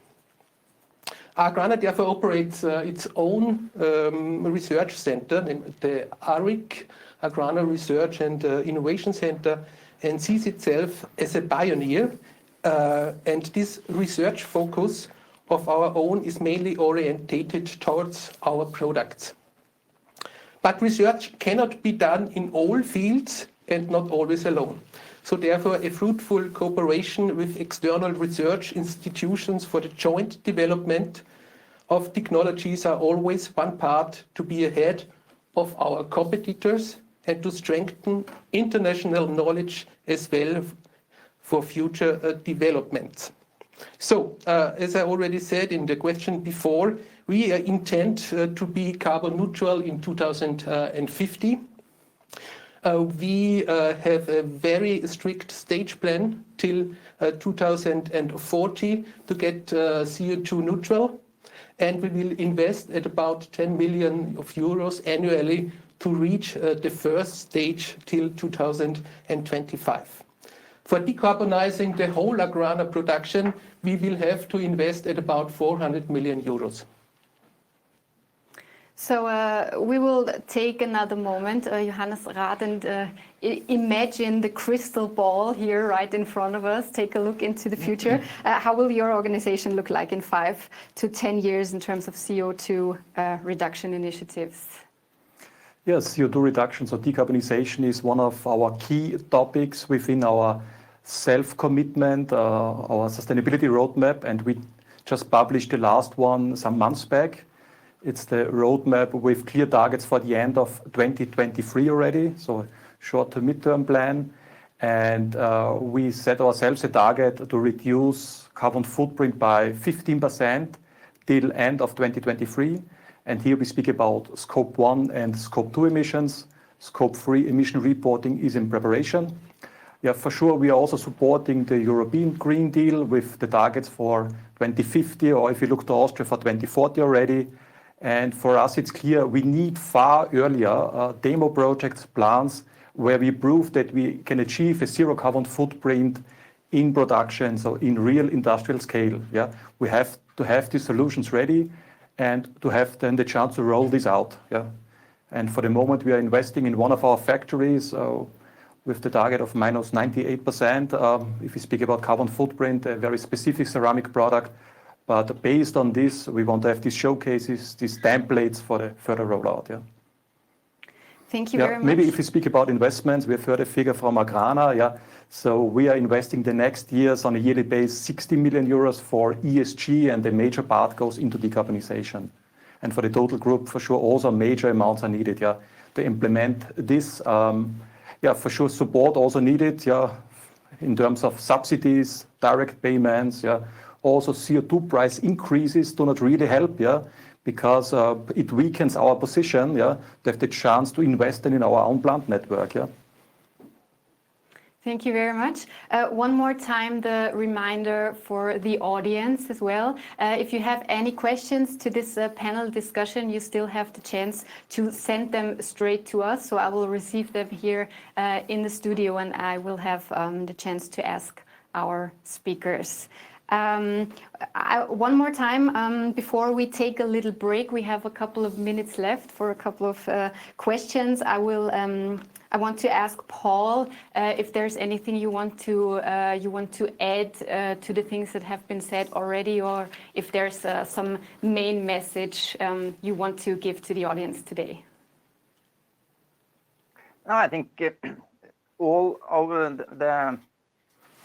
all of the participants in this project in particular has a special engagement in saving energy, which I think everyone should think of course. And the way we have done it here with a multitude of technologies and processes, I think has been very fascinating and fruitful. And this aspires us to go further with more development. That's for sure. So to show that we can effectively reduce the energy consumption, as we have done with the 70%, with actually a robust and nice technology, that then when we can roll this out, I think the clients will embrace it. But we need to get the message out and show the performance. Get the message out, show performance, take action, to sum up what you just said. Norbert Haringer, just one last question for you. Is there any final statement, like the most important message you want to send today of this conference? Yes, I think we are on a good way in Europe, but the main topic is not only Europe should be on that way, the whole world should be on that way. And that means that we need to have a pricing system for carbon dioxide worldwide. And if we are not able to install this worldwide carbon dioxide pricing system, we have to do a strict border management on the European borders. Thank you very much. And one final statement, Johannes Rath. Yeah, maybe once more the link to the DryFiciency project. So the improvement of energy efficiency is one of the key topics if we speak about decarbonization of our production or of industry in general. Yeah. But after this, yeah, you come then quite quickly also to the discussion around fuel switch, which is also important. And for sure, one of the big helps for us would be affordable green electricity. Yeah. And here for sure also strong efforts are needed from governments and organizations in order to bring this forward. Yeah, this is nothing what we can solve alone. Yeah, also if it's about hydrogen and infrastructures that are needed for this. Yeah, here also governments are really asked to support this. Yeah. Thank you very much. I'm sure we could have expanded this panel discussion for another hour easily. It's a very exciting topic we're talking about today. But I want to wrap it up for now, and thank you very much, the Chief Technology Officer and member of the board of AGRANA Group, Norbert Haringer. Thank you very much for being with us today. As well, the CTO of Wienerberger Building Solutions, Johannes Rath. Thank you very much as well. And the Vice President Innovation Scanship, Paul Jare Nielsen, who's with us in Oslo. Thank you very much to you, and best wishes from Vienna. We will start right away with the next presentation of today's conference, the impact of DryFiciency for industrial strategy and policy. That's what we're going to talk about. I'm also looking forward to the second panel discussion later on. And now I want to welcome the Secretary General of EHPA, the European Heat Pump Association, Thomas Novak. Welcome, Thomas. Welcome, Cornelia. Good to be here. Oh, I don't even have a camera, I assume. Good to have you. I hope the participants can see you. We'll check the camera. Yes. Yes. Now it's supposed to work now. Yes. So I'll leave the next words up to you in the next presentation. Go ahead, Thomas. Well, thank you very much for the kind introduction. It's a pleasure to be here. Pump It Up is exactly what we need. I think we had originally planned to also play some music that sounds similar to one of these famous songs. We'll not do that now, I think. Well, so I want to start my presentation that I think is aptly themed. What's the impact of dry efficiency for industrial strategy and policy? And I will go into details while presenting, but I have to introduce a question first. And the question that we want to ask the audience is, what are the... Thomas, can I interrupt you for just a second? Yeah. I'm sorry. I guess we still cannot see you. We just need a couple of seconds to get out. Now it works. Now I can see you on the screen. I'm very sorry for the interruption, so maybe you can start over. Don't worry at all. I think it wouldn't be a perfect online seminar if we didn't have at least a small technical glitch. And I posted a small post this morning saying, how far have we got? If you look at this, every seminar becomes a talk show. And in fact, I mean, you looked so nicely to the audience while you weren't even probably sure where they are. So don't worry. Thank you again then for the introduction. And I want to introduce the first question to the audience that you can think about while listening to my observations. What are the major challenges, barriers to make heat pumps the reference heat technology in industry? And I think this is really a key point, because we're hearing a lot what governments want to do and that they set ambitious targets, but often we don't hear enough about how to get there. So the implementation plan is an important part of any ambitious goal that is set, and that's why it's important to convey also that message. I understand the poll will disappear, and then I can start my presentation, or how do we do that? Yeah? Okay, good. Then we start. So, impact of dry efficiency for industrial strategy and policy. I would say, in a nutshell, for sure, this project has influenced the way we see heat and the provision of heat in industrial processes tremendously. When we started this, it was basically perceived that heat can only be provided by heat pumps at temperature levels below 100. Maybe you could go to 110, 120 degrees, but not more. And now we have evidence, we have proof that this is not true. And I would really applaud the European Commission for financing this project, because it's so super useful and it's so super impactful. Can I have the first slide, please?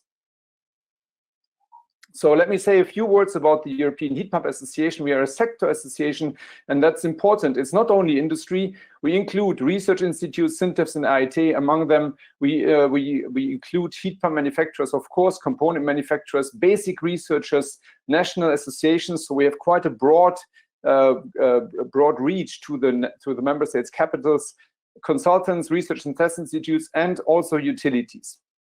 We are represented now in 22 countries, not only in the European Union, but in Europe. And that's important because the energy challenge doesn't stop at the EU's boundaries. And we are cooperating quite intensively with a number of international associations and institutions. We have one vision, that is a fully decarbonized Europe, should be run when it comes to heating and cooling on heat pump technology, on refrigeration cycle technology. And this should be the core enabler for a renewable and sustainable and smart energy system that includes sector integration. So we see that a building, an industry, or a process that is supplied with a heat pump will be an active node in Europe's energy system in the future. Next slide, please. And if we talk about heat pumps, then we talk about basically heat pumps that are everywhere. You could call this the decade of heat pumps. You find heat pumps in white goods, in electric vehicles for distance, for range extension. But we mainly focus in our work on heat pumps in residential buildings and commercial applications, in big buildings and small buildings. And today I want to talk about industrial applications. And you can also see that there is an application area in district heating. Next slide. Heat pumps have, no, the one before, please. The heat pumps have a number of benefits that we have talked about for decades, actually. They are useful, providing useful energy, mainly from renewable energy, but increasingly often also from waste. And that is now recognized by the European Commission in the Fit for 55 package. We will see the results on the 14th of July. Of course, as a consequence, there is tremendous fossil energy savings. Veronica has made this nice forecast what we can expect from industrial applications, and that goes hand in hand with CO2 savings and, of course, also clean air. We are discussing now banning fossil fuel-based cars because they produce too much pollution. While you think that a diesel car is not a good idea on the street, why are people thinking that a fossil oil-based burner is a good idea at the same location? And then let me point to the demand response potential, because I said smart. Buildings and processes should become parts of a smart integrated energy system, and that means our technology can provide, in combination with storage, in combination with energy grids, can provide demand response potential and help to increase the amount of renewable energy in the electric grids and to do it stably. We have published a paper to that respect yesterday. On the next slide, we can see how much employment heat pumps are providing. And there is a very interesting aspect of heat pump manufacturers very often, and I could not find anybody that could explain that to me. These manufacturing plants are located at very remote areas. So it's not only a good idea to have the technology, it's also a good idea to have many manufacturing plants in Europe, because it provides employment and, I dare to say, perspective to rural and remote areas. The total turnover that we have assumed today and that we have calculated today is 8.2 billion. And of course, we expect this to increase. And if we have all these manufacturing sites, then there is also employment. We have calculated that it needs nearly 90,000 full-time equivalents to manufacture, install, maintain, and service the heat pumps that we are selling every year. And how many are these? Let's see. On the next slide, we do the statistics. We see that, that the sales growth is very good. You can see that on the next slide. And the sales growth has increased from slightly above 800,000 in 2015, has doubled to 1.6 million in 2020. See the red arrow in this bar.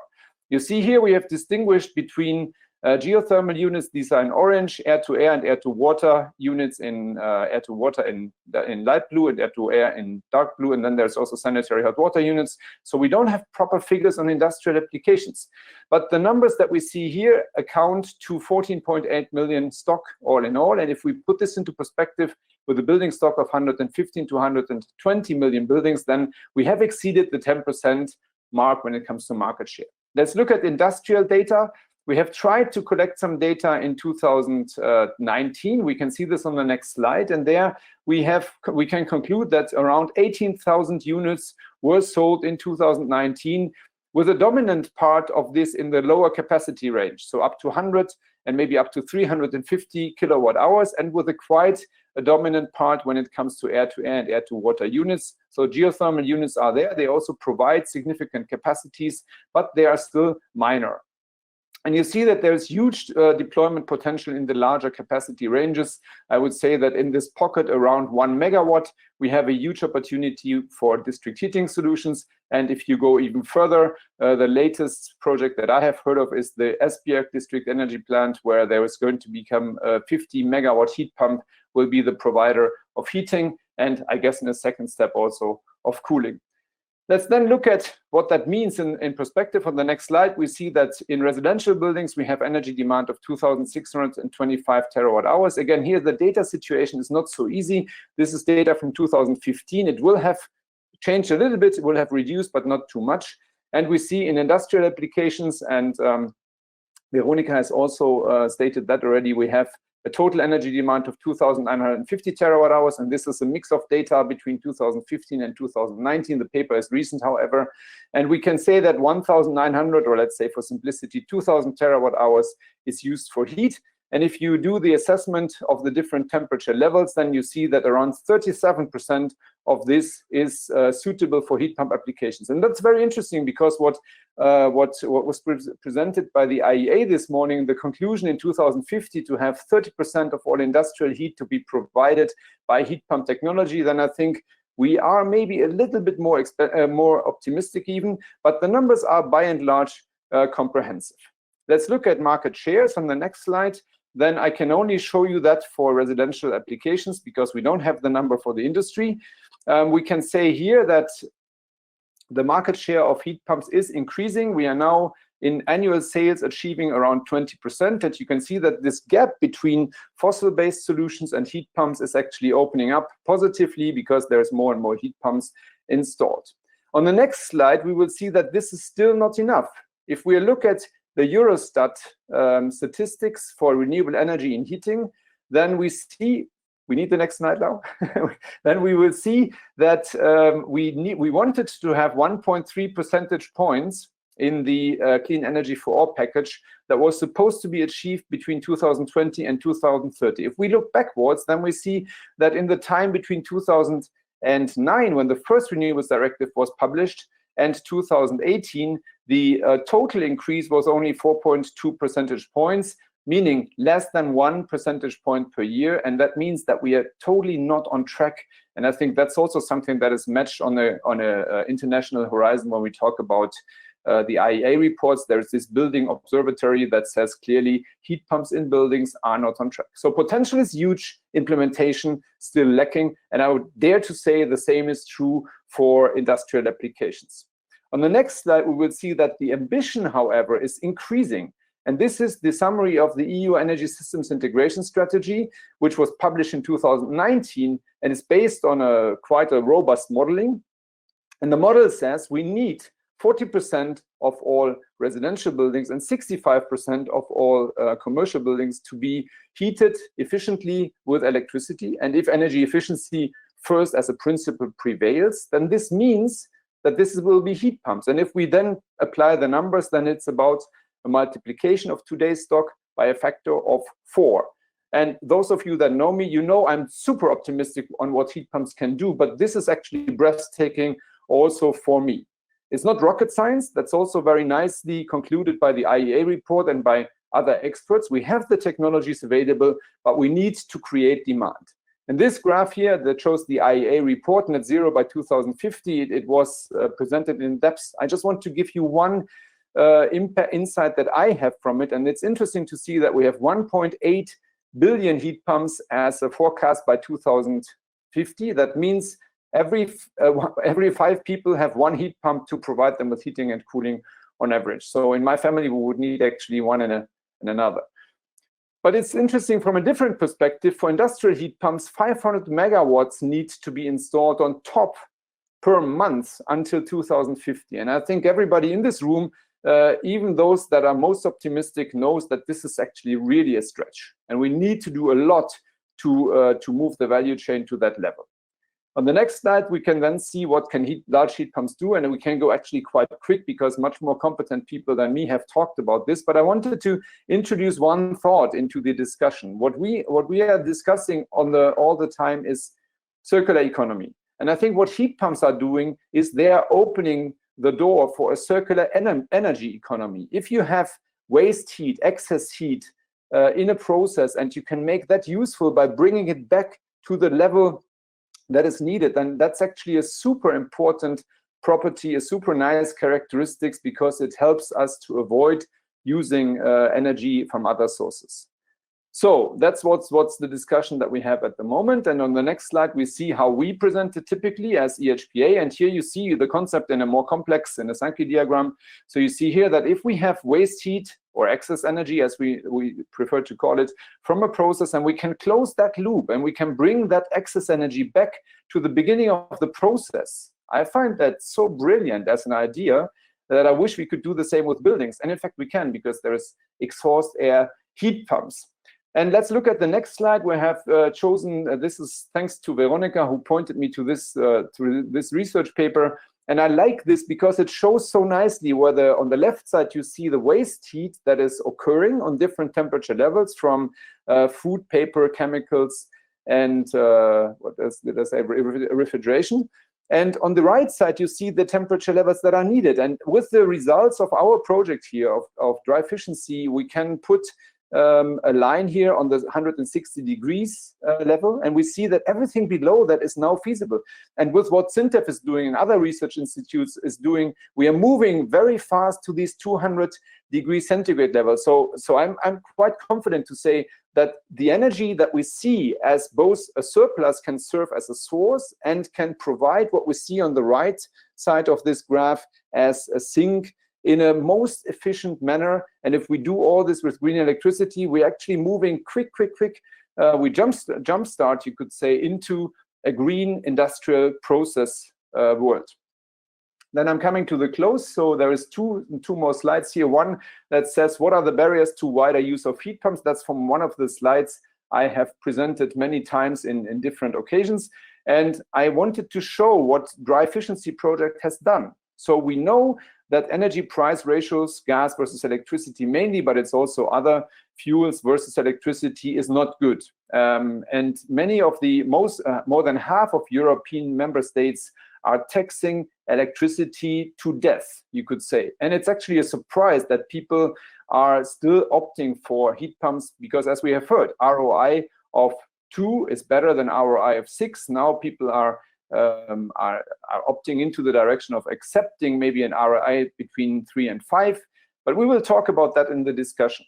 So this we were not able to solve at the moment. The process industry requests a short ROI, so maybe there is something to be gained in the future. Competition from existing heat sources, I think that was successfully addressed because it became clear that in the 3 projects and also in the one that we tried to address in the beginning, with Mars, that was not successful in the end, but maybe we'll continue internally. It's shown that we can overcome the old fossil energy-driven process landscape, and DryFiciency has helped to that. The possible feed-in temperature from heat pumps is too low. Let me share one anecdote with you. We had a workshop with the European paper industry, and they said, well, you know, we want to use your heat pumps, but you have to provide us with 180 degrees at 10 bar steam. That was not possible. Even DryFiciency will not do that. But the next generation, the DryFiciency number 2, that could lead into that direction, and eventually we will be able to do it. What does that mean? We have to explain to people that actually their processes are super fit for purpose for a change in energy supply, but that will take a bit of additional work. And again, DryFiciency and the examples that are given and the positive evidence that we have heard so far is actually helping people to overcome their doubts against the feasibility of heat pump technology. Then this is addressed. So, and then we have the limited knowledge on the match between heat pumps and the process demands with key decision makers. What does that mean? Personally, I think after so many discussions with different industries, many of the industries don't know what's the lowest temperature at which their respective process could run. And one of our members has told me once, he said, if you have steam in a factory, you will run even a coffee maker on steam because it's simply available, it's abundant, and you don't make the effort anymore to say, what else could I do to save energy? So if we can move into a direction, into a debate to say, okay, paper industry, what's the maximum temperature and the maximum pressure that you need to, the minimum temperature and the minimum pressure that you need to run your paper process, and maybe by surprise we find out this is actually 140 degrees, then we are already there. And if we do this, and if we scrutinize the different other processes by the same rationale, I think we can move forward. And again, here, I think DryFiciency has helped us to open doors. So else, then what do we need? If all this is so great, why is it not happening much faster? Let's look at the last slide. We need, I think, also a look at the value chain. Do we have enough planners? Do we have heat pump technology, thermodynamics in simplicity as part of the engineering education? And I'm hearing when I talk to young engineers, they say, oh, thermodynamics, you know, that's the hardest part. So we have to make this attractive because it is actually quite fascinating. I don't know how to do that yet. We are talking to universities, but I think there's still some work to be done, and also in financing. What about financing? Is that really a problem? Is it only a problem because these projects are not attractive enough, or is there a fundamental aspect of getting money for these type of energy renovation projects? And lastly, R&D. Do we have the right institutions? Do we have enough research? I would say at the moment we have very fundamental know-how in Europe. Let's not lose that. Do we have enough scientists? Again, will they move from being engineers? Can they also go into becoming researchers?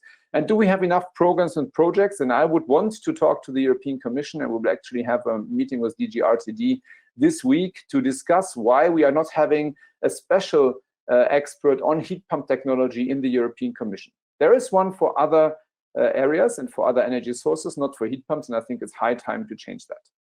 And on the political level, where I'm more active and more expert, we need to address the electricity taxation. It must become most economically attractive to have the most environmentally friendly solution.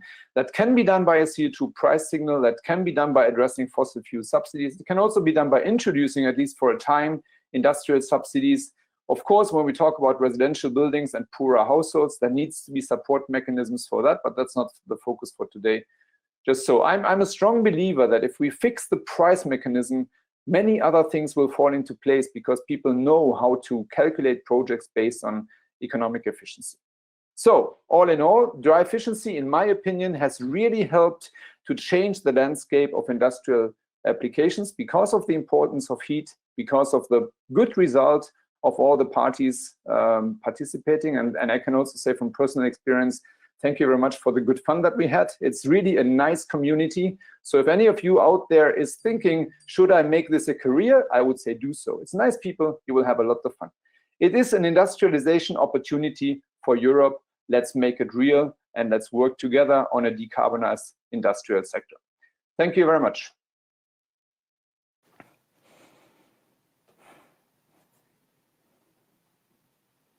Thank you very much. Ja, macht gleich weiter.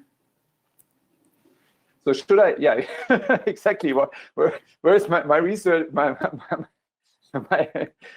advice to what to do. So I can continue immediately, indeed. So we move on immediately into the panel discussion. I'm here with representatives of this nice group that I just mentioned. Veronika, really having been a cornerstone of this research and having been super helpful and super sympathetic in moving all this forward. I think you have really done a lot to make this project a success.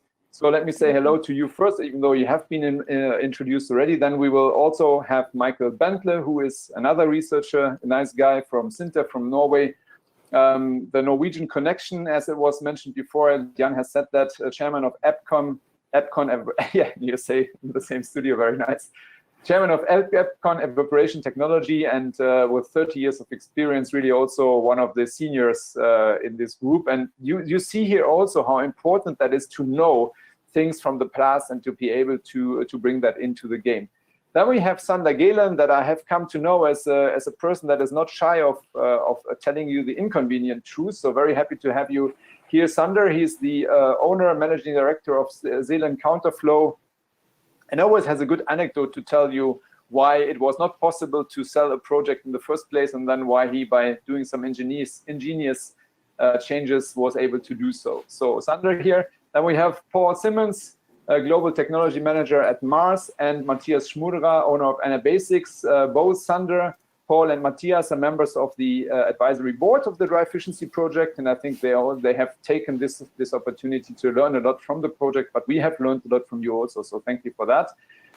Paul is the technology manager for Mars, and Matthias Schmudra is a consultant, so he has a lot of experience in why projects didn't work, and of course also probably even more experience in projects that work, because he's still in business. Can we see the results of our first question? Is that possible? So here, what are the major challenges? And because I wanted to start this discussion with you, what are the major obstacles? There is quite a dominance for lack of experience and knowledge of heat pumps. I think that can be overcome. I'm surprised, because I would have said probably it's more important, or it's more difficult to convince people if the ROI is not good enough. And then we have lack of available solutions that's not as prevalent.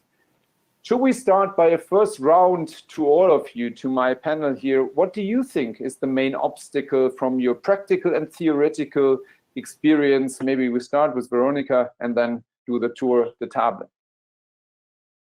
I think the most practical barrier that we encounter in our project work is the availability on the market. As researchers, we usually push for the limits and ask also a lot from our partners to realize new things. So it will be important that this technology will also come into the market and will be available for everybody, so to say. To address this obstacle of knowledge, we have something to offer from the DryFiciency project, because we are organizing a training session. Actually, we're organizing 2 training sessions, one in July and one in August. And if you are interested, you can sign up on our website, www.dryficiency.eu. And there you find all the details, and then you can do a DryFiciency training and get more insights into the project. And maybe we can contribute to that knowledge gap a bit with that. I'm sure you can. Can I just drop 2 additional questions in here, because they could be good to guide also Sander's and also Jan's questions, and maybe also the others, Paul and Matthias. 2 questions on the affordability. So why are heat pumps attractive regarding the high electricity prices? So maybe you can take influence, you can weave that into your answer. And also, if heat pumps have a payback time of 6 to 8 years, why are they then still be used? But let's continue with Sander.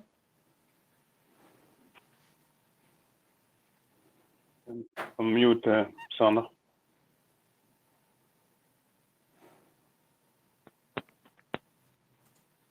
No, if you still have difficulties, then we can also move over to Jan and to our studio in Norway. Yeah, and then Michael.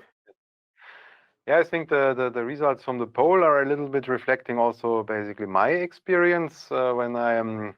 The lack of knowledge seems to be one of the problems as well. If I am getting contacted about heat pump projects and then I try to estimate, okay, you can save 50 to 70% of energy. This sounds too good to be true. So there are then the skepticals who don't believe in heat pumps. So we need to be a believer in heat pumps, I think. And the next point is quite certainly, and this might have changed in the last year, but the return of investment and the capex of heat pumps, that demand was always for return of investment ROE lower than 2, but there seems to be a little bit of a game changing going on here right now. Let me just add a few observations from our side. As I said initially before break, we have been living with providing energy recovery, energy efficiency with basically all our installations for many years. So basically, I think the awareness of saving energy is there. But when it comes to the delta T lifts, the temperature lifts we're actually talking about now, obviously a question of reliability, of robustness, of proven technology is very outspoken from the client side. And I guess nobody really wants to be the first early movers. So this balance between incentives and measures to really motivate the early movers is obviously one issue. And the next, obviously, as we already have pointed out, we have to prove the robustness and reliability of the technology. No doubt about that. And there's one more slight thing. We have had great success in cooperating with companies that provide, for instance, energy as a service. And many energy companies and other industrial companies actually provide and go in and build, own, operate different industrial plants on behalf of the end client. And if return on investment is a challenge, maybe those kind of contracts could be quite favorable, at least in the intermediate period. And we observe that there are increasingly a number of providers of these kind of services out there. Okay, thank you. Do we have Sandra now? No sound? Then we have to check that. So please try to solve it and we move to Paul. Yeah, I hope you can all hear me right now. Yeah, perfect. Okay. I could hear Sandra, by the way, as well. So I think it works. But anyway, if I can just give my reflection on the questions, then in fact everything was already nicely said in your presentation, Thomas, because for sustainability projects we have moved our payback time to 6 years. Otherwise, you won't do a lot of sustainable projects. But then still, when it comes to heat pumps, the projects are difficult to get them approved because of this payback time. And there are two reasons for the payback time being more than 6 years usually, and that is one is because of the electricity versus the gas price, and it was in your presentation. And the other one is the infrastructure in our factories. We do have a lot of waste heat, but from traditionally our factories were built with steam, and it's easy to get steam into every part of the factory. And now you need to change that, and that is costing a lot of money. And then it goes back to the payback time again, and that's why it's not always attractive. Some countries, yes, in Europe. Some countries in Europe, not at all. I think I could take some ideas on that, what the European Commission could do. Maybe we need something like a one-stop shop for industrial decarbonization. Sander, now we can hear you. Yeah, can you hear me now, Thomas? Yes. Good. Yeah, sorry, I had a bit of a glitch here, but okay. So yeah, to answer your question, the barriers, I agree that technology and know-how currently might still be an issue, but I'm pretty confident that that is going away pretty soon. It's a bit like any new technology. It takes a while before people are familiar and before they start reading up on it. And I think we've reached that stage almost. So I don't consider it a major barrier in the medium term. Like in 1 or 2 years, I think everybody will know how heat pumps can be applied more or less in the heating sector. So that will go away. The other thing which is a bit of a barrier in industry is that I think just like Paul said, that everybody is so used to their existing processes and they cannot afford to have downtime in their factories. So the switch to a new technology needs to be accompanied with redundancy. You need to find a system which allows you to run heat pumps, but at the same time still allows you a redundant option so that the industry can go back and make sure that they still have the 100% uptime. And designing a system such that is possible is, I think, one of the main challenges that we have to face. Then we will be able to convince them much faster.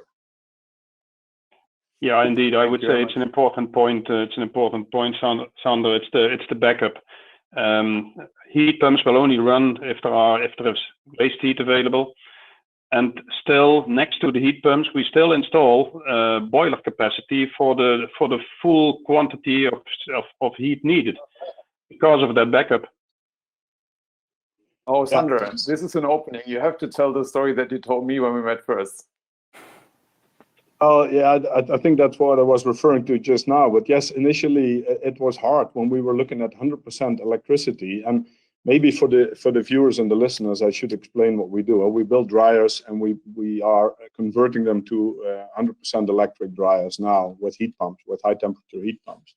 And we're looking at 2 to 4 megawatts per dryer, more or less, thermal.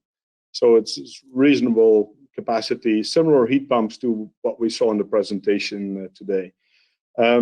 But yeah, to get them accepted by industry was hard initially because we were focusing on 100% electric dryers only. And when we switched to saying that we will do 100% electric and 100% gas simultaneously, then all of a sudden it was a lot easier to convince people. Of course, you add double installed capacity, both gas burners and heat pumps, but all of a sudden people can see the redundancy in the backup and the flexibility.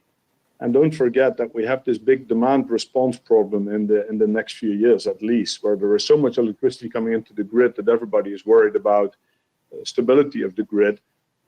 These hybrid systems can actually make a huge contribution to that in the, let's say, in the short term, the next 5 years or something.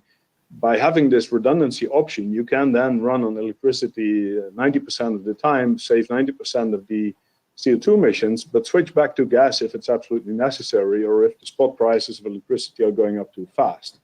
So you create some sort of demand response system which could be very useful and which will even pay you dividends. Yeah, I fully agree. We'll keep that for a second because we have a few questions also when it comes to flexibility, and then we move that into that in the second round.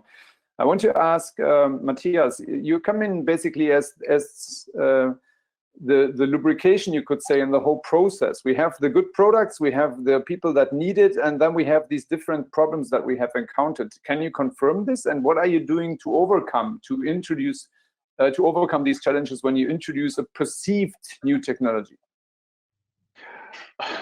Yeah, thanks, Thomas, for this question. I hope you can hear me, first of all. Perfect.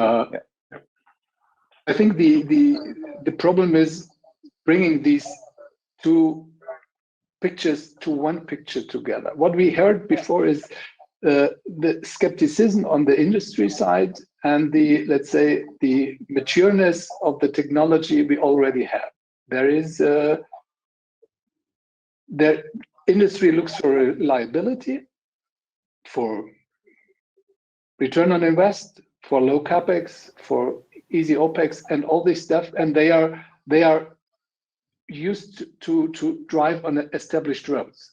And our role is to encourage them to go new ways, to think about new solutions, and not just by changing a boiler with a new boiler. In the past, you just changed from a gas boiler to a new gas boiler, maybe some slight differences. Now we have to change partly the whole system. We need a wider integration, and that's our task and our role. And what Sander before said, we need redundancy. Yes, a simple question is, if we go for pure electric, for example, if you want to reduce to zero carbon, redundancy could be with a very low investment costs, for example, done with electric boilers. To the Norway studio, you have a very, very famous Norwegian steam boiler company doing electric boilers for more than 100 years. But if I can just... What we need is education on both sides and the companies. Maybe a direct answer from... Yeah, well, we are into that process of considering electric boilers also for backup, but your running costs, they skyrocket again because of this electricity price versus gas price. If you would have to produce the same amount of steam with electricity or compared to gas, the costs are unbelievable. Yeah, my point is going in the... It kills every investment in an electric boiler almost. Okay, Michael, Team Norway, yeah, I think your electric backup? In the same direction, right? The most easiest way to electrify the industry is, of course, to install an electric boiler, case closed, basically. But the question is also how much electricity we actually need then, and how much further investment in the electricity grid. And windmills are, especially in Norway, this is an ongoing discussion, right? So I think for the redundancy purposes, and as well as where the technology readiness level is at the moment. These two systems, boilers, electric, as well as heat pumps, they have a sort of coexistence possibility here. And hopefully we will not use all the electricity for direct electric boilers in the future, because that would need a very large investment and in renewable energies, even more than we are planning currently in Norway, I think. Sander. Yeah, sorry. Was it Matthias who's going to speak? Go ahead, Matthias. No, what I just wanted to say is the moment we are talking about electric boilers as a redundancy means we have robust heat pumps, for example. Yeah, robust means for me, the redundancy is just for emergency case. So normally if everything runs smoothly, there should be no gas or electric boiler be operating. And that's what we have to aim to. Not from the beginning have, because the heat pump is just operating 50% of the time, we need redundancy. That's not the right direction to go. We need a robustness of 97, 98%. And then almost maybe okay, the economics look a little different, yeah? Yeah. Sander, please. Yeah, maybe there is another anecdote I should tell you at this stage. Throughout the presentation this morning, we were hearing about policy and CO2 pricing, electricity taxing, and things like this. And one of the things we did a few years ago when we started selling electric dryers is that we analyzed the market worldwide to figure out how is the relationship of electricity prices versus gas prices in each country that we were doing business. And not completely by coincidence, the first 3 dryers that we sold, 100% electric dryers that we sold with heat pump, high temperature heat pumps, are all in countries where this relationship between electricity and gas is very attractive. The most extreme case in the best possible sense of the word is Norway, where heat from electricity costs more or less the same as heat from gas, or even actually our latest analysis is that actually heat from electricity is even a little bit cheaper than heat from gas. And so the COPs that we get from high temperature heat pumps, call them 3 or whatever we can currently achieve, it means there is a factor 3 savings in euros now, or Norwegian krona in this example. Whereas in other countries in Europe, there is such a relationship between electricity and gas that a COP of 3 is completely neutralized, or even worse, by the fact that the electricity could be 3 times more expensive than the gas. So this is to go towards the argument that policymakers can really influence the kickoff of this market by making sure that electricity and gas prices move closer together. Yeah, I fully agree to that, and I think the whole panel agrees. And this is unfortunately the only thing that we couldn't really address in the project. So, but you can rest assured that as EHPA, we are pushing for this, and we hope to see a change in the Ready for 55 package that we expect next week. We have at least presented a few policy position asks to the European Commission on the different levels. We have a second question that will support what we have discussed so far. What is the expectation of the audience when it comes to the attractiveness of heat pumps measured in ROI? So when would you find a heat pump attractive? Should it be should it pay back in less than 3 years? Should it pay back in 3 to 5 years? Should it pay back in 5 to 7 years? Or are you accepting more than 7 years?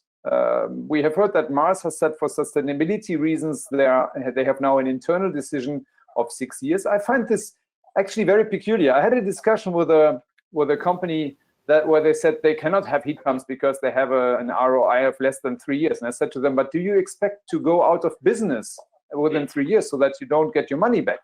And they were saying, no, of course, we are a traditional company. We want to be here for another 50. And I said to them, but why can you not have a heat pump then? And the answer was competition of resources, not competition of money, competition of project managers, competition of experts that they can put to the project. And then they say, if we can have a return on investment in 2 years and use our resources for that, then we don't have additional lab capacity, brain capacity, and money is not really the big issue to do another project at the same time. So I think that is also something that we need to take into consideration. We wait for the answer. I want to go to, there we go. So that was very quick. It's called quick poll 2. So 41% say 3 to 5 years. And then that means that all of you, that at least 30% of the people that have answered up to 3 years, you can buy the heat pump immediately. Those of you with 3 to 5 and 5 to 7, you have to change your sustainability criteria. And those for 7+ years, you have to think if you are still in business after 7 years. And if you are, you should maybe reconsider. I want to go to this other question. If costs are such an issue, do we have solutions that could help us to reduce the costs? Meaning, could flexibility as an income stream be relevant also for industrial applications, or is that something that doesn't make sense? And I would want to start with both Michael and Veronica, because I think conceptually, theoretically, we have all chewed this through. We know that it works, it could be done. So maybe we start with the conceptual part and then we move over to what's the real impact for industry. And then you can come back to me and say, but Thomas, as a lobbyist, we want something else from you. So Veronica, please, and then Michael. Okay, so I will start with the conceptual view. So as you've mentioned, of course, that's possible. And you can design a heat pump in such a way that you can operate it in a load flexible way. And then you can also specify those criteria when ordering a compressor to allow for fast ramp up or ramp down. This is maybe not available off the shelf, but it's definitely not a no-go.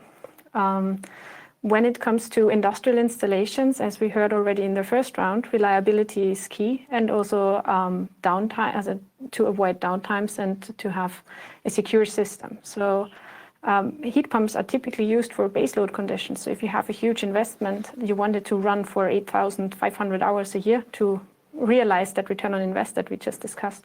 So if you start operating expensive equipment on and off and on and off, if you do it on a larger scale, that will impact on the ROI again. And currently, it is not generating an income stream with today's conditions. But this might change in the future, because we will need some actions to stabilize the electricity grid. And then heat pumps, large heat pumps, are also assets from that point of view, because they can ramp up and down and provide this kind of service.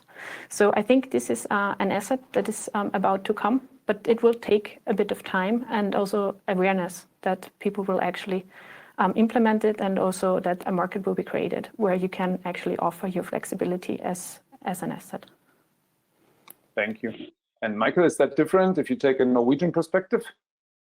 Yeah, I think it most likely goes in the same direction, right? What I remember here when we started the DryFiciency project in the beginning, cost efficiency and bringing also the costs down was one of the main drivers to start this project.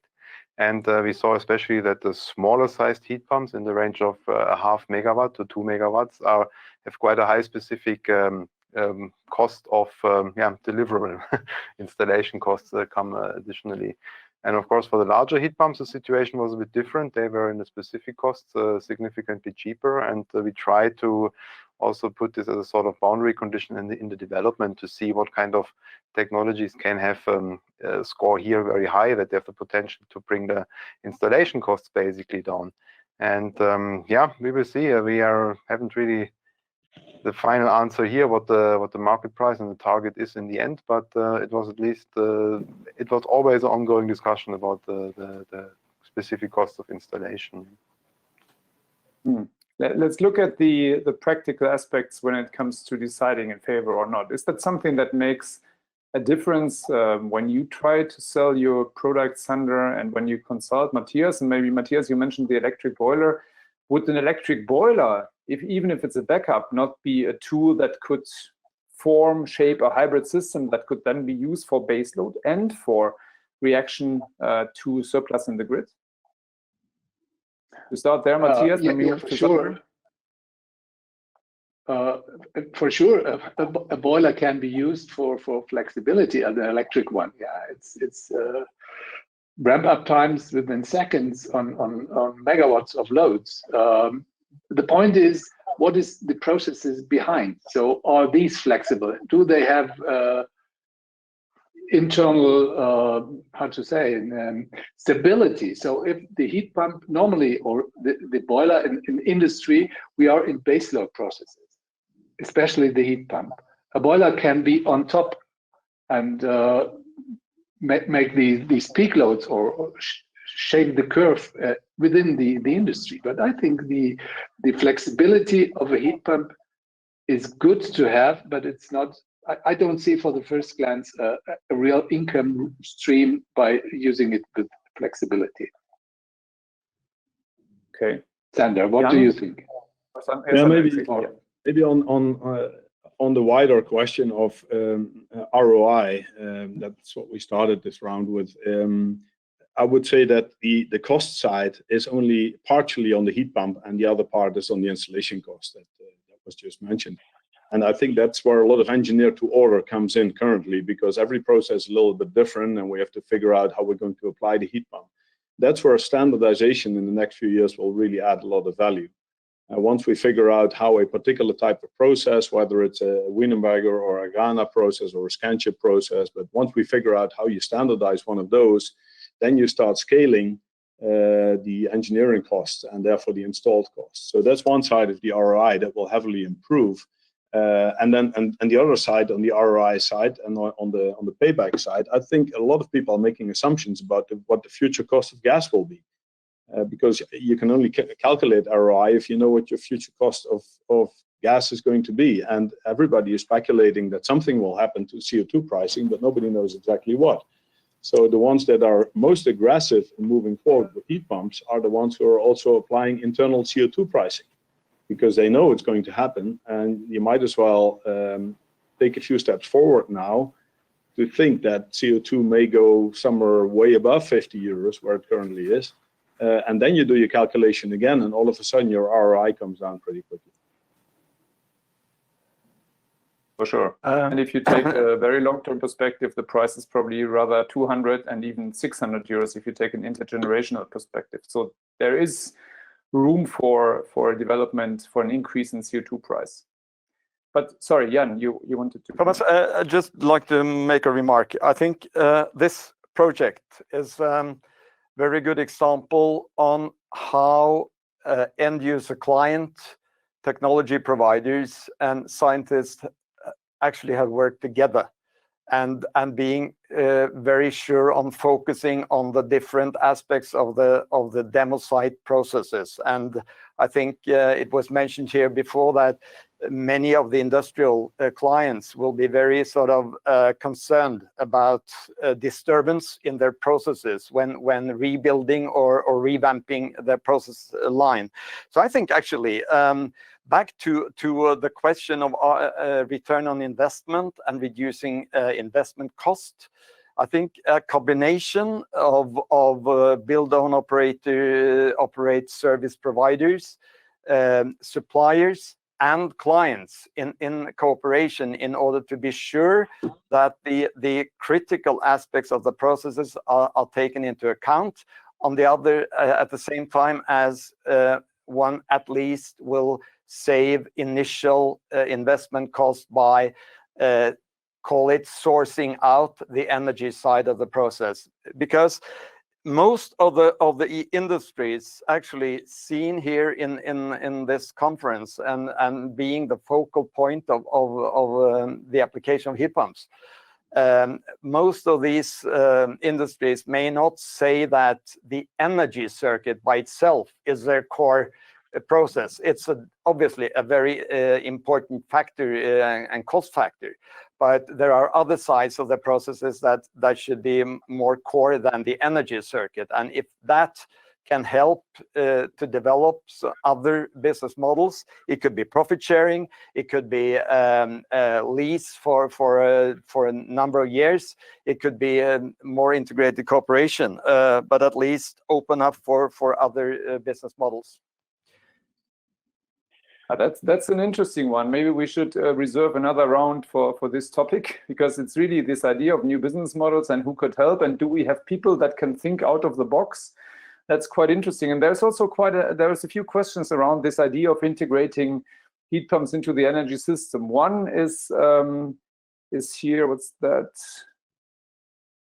This idea of saying, if you have a CHP plant on site, what happens then? Are you not stealing the heat from the CHP plant, and then, you know, does that still make sense, or are you actually attacking or going into direct competition with CHP plants? And the second one is this question of high integration. I think that could fit at the same time. If you propose a heat pump and you need to open up the process, so you're more or less competing with the existing process, is that something that people are willing to do? So maybe we can look at both sides. And I would like to ask this question to our scientists from a specific perspective. Do you see also a competition between research projects for CHP, for example, or research projects for other solutions, for the existing solutions that you have to compete with, to say, okay, let's look at what heat pumps can do, and the other side said, no, let's look at what better CHP can do, or let's look at what a better fossil-based process can do? Is that something that you encounter in your reality, Sander? Yeah, well, obviously with CHP, the question is what goes into the CHP plant, and it's very efficient. If you put gas in, you get lots of heat and electricity out. It's very nice, but sooner or later, gas is no longer going to go in there. So what goes in instead? Is it biogas or hydrogen, or, you know, there's options there. But that's where I find a lot of people are maybe only looking at the short term and trying to improve the short-term efficiency of their systems, rather than thinking backwards from a situation where fossil fuels are no longer an option. And well, I don't think we want to go into all the details of hydrogen and biogas options here in this discussion, but I think people should force themselves to look backwards from the future point where fossil fuels are no longer an option, and therefore very often CHP plants will be limited. Yeah, maybe from experience, I can.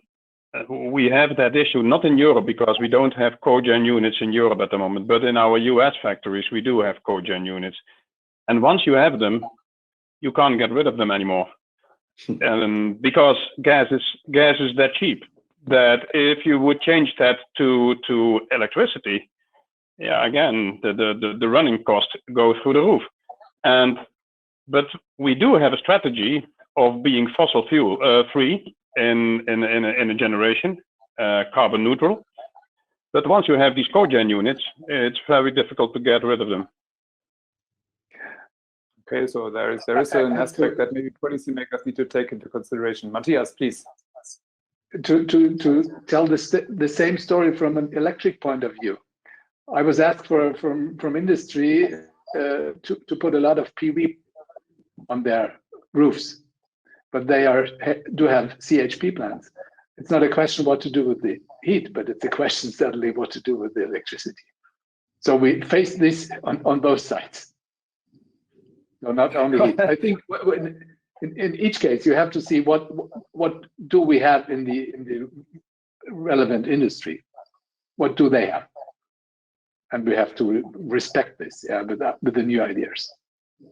But maybe we have to move into a larger systems perspective. We have another question here that says, what about heat storage? How far do you include that? And I leave it to you to answer. But if just as a thought, if you move this CHP plant one level up, and they can provide heat to energy grids, and they can provide electricity to electric grids, but not on a company level anymore, then that could help quite a bit to balance the whole system. So then heat storage would also play a role. Is that something that you take into consideration or sell actively to convince end users? Maybe if I can answer that. I mean, Paul just gave the perfect example why there is some risk in this strategy, and that is technology lock-in. You buy equipment which is very efficient in the short term, but you can't get rid of fossil fuels unless you think that you can fuel the CHP with biogas or with hydrogen. And maybe now we will go in a little bit into this discussion of our competition between heat pumps and the alternative fossil fuel free heat.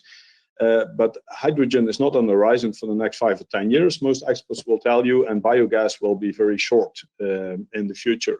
So if you think that in the future you will not be running it on fossil fuels, then the CHP investment is just simply the wrong investment for the long term.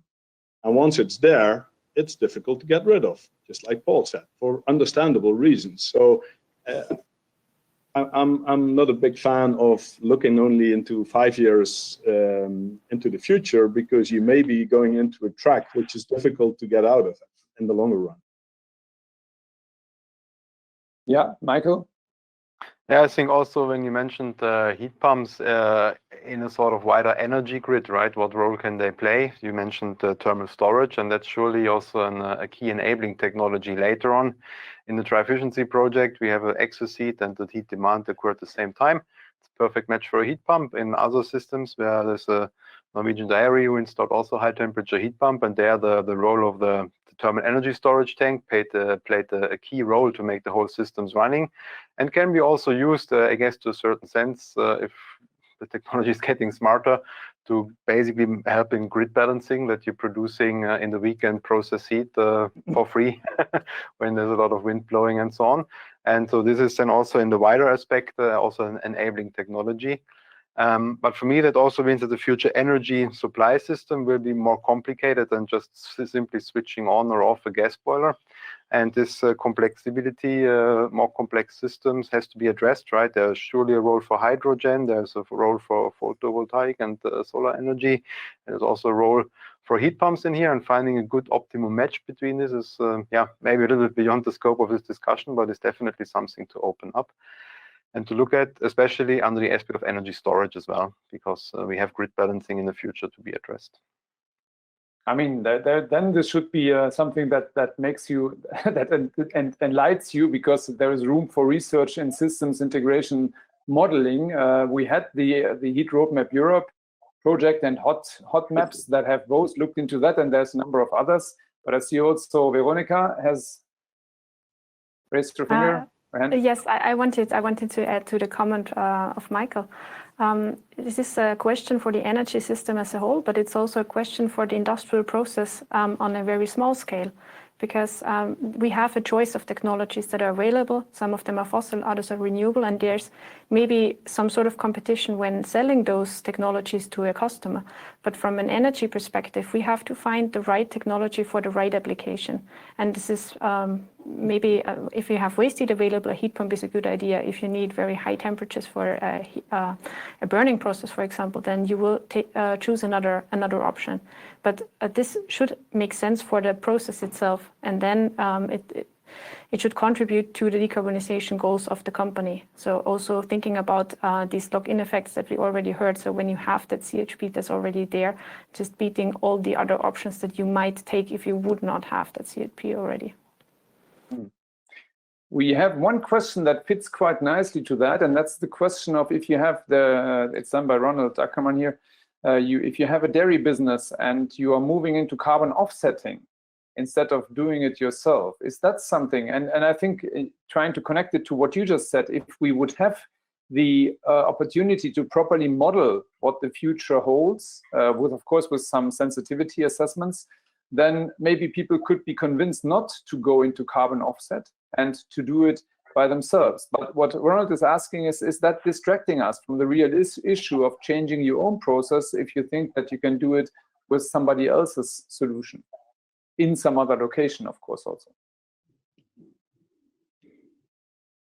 That depends a bit on let's make it a real question. Have you experienced that? Have you experienced that somebody has said, no, we will not do this because we have already offset our carbon emissions? Maybe also Matthias, I don't know if you have experienced that. I would say less and less. I'm sorry, Matthias, go ahead. No, I think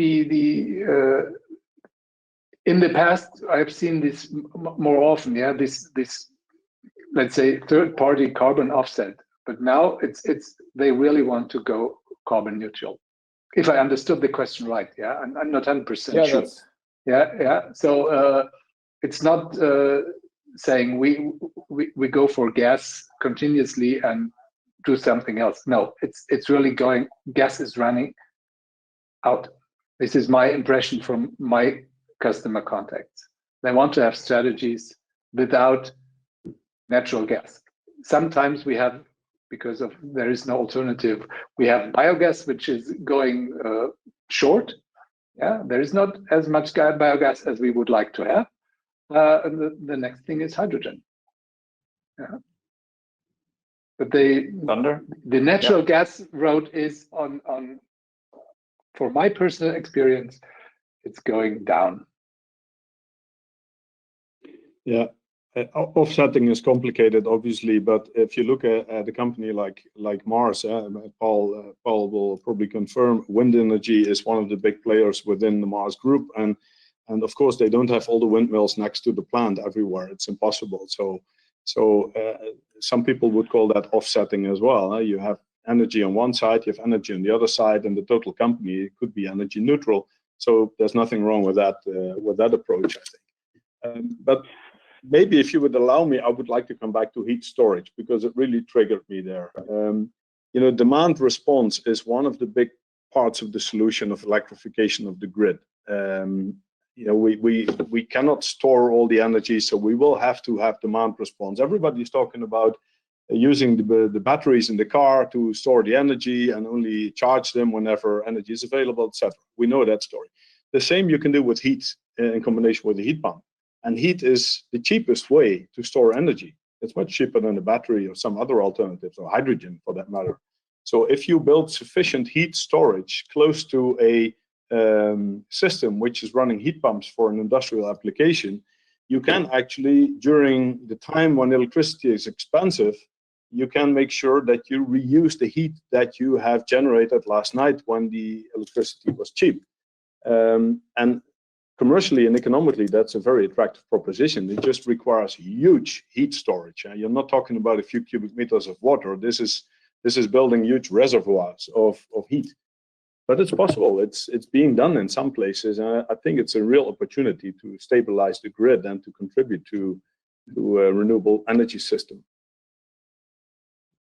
Paul, are you doing that inside your own factories? I would imagine that a Mars factory, you have a lot of energy demand and you have maybe also some space for such storage. On a very small scale, indeed, we do this, and that obviously we are throughout the week we build up or we warm up our warm water tanks to the required level. While we still have the waste heat during the normal operation, we build up that storage, and then by the time that we need, and that usually during weekend stops, we start the cleaning process, and that's when we need a lot of heat all of a sudden, and that's when we then take the heat out of our storage, our hot water storage. So I would say yes, on a very small scale, on factory scale, that's how we operate in some of our factories, indeed. So we can see that even people like you that are halfway convinced, you need a little bit of a push more. Would you agree there is more potential in your own factories? Oh yeah, there is much more. There is much more availability of waste heat, and yes, we can do much more. But it goes back to a few aspects. One is the gas versus electricity price. So that's what we started with, and secondly, what is missing, or maybe what was missing, is steam generation with heat pumps, because we still have waste heat available, and up till now we still needed a little bit of steam in our processes, and we couldn't generate that other than by boilers. Okay, we keep that again in mind while we start the last question here that we want to ask, because the price energy ratio comes back. What incentives would the audience like to see? And unfortunately, the panelists can't vote on that. What incentives would you like to have implemented to make heat pumps even more attractive? Is the CO2 pricing the choice? Is other financial incentives or funding schemes the thing that is needed? Do we need more projects or demonstrators, training, information? We could summarize this. Do we need to go even bolder and say policy has to ban fossil fuels, then everything will go right? Or is it all good already and no additional incentive is needed? I'm so curious to see if anybody ticks that box. So another 40 seconds for us for the question to answer and to be evaluated.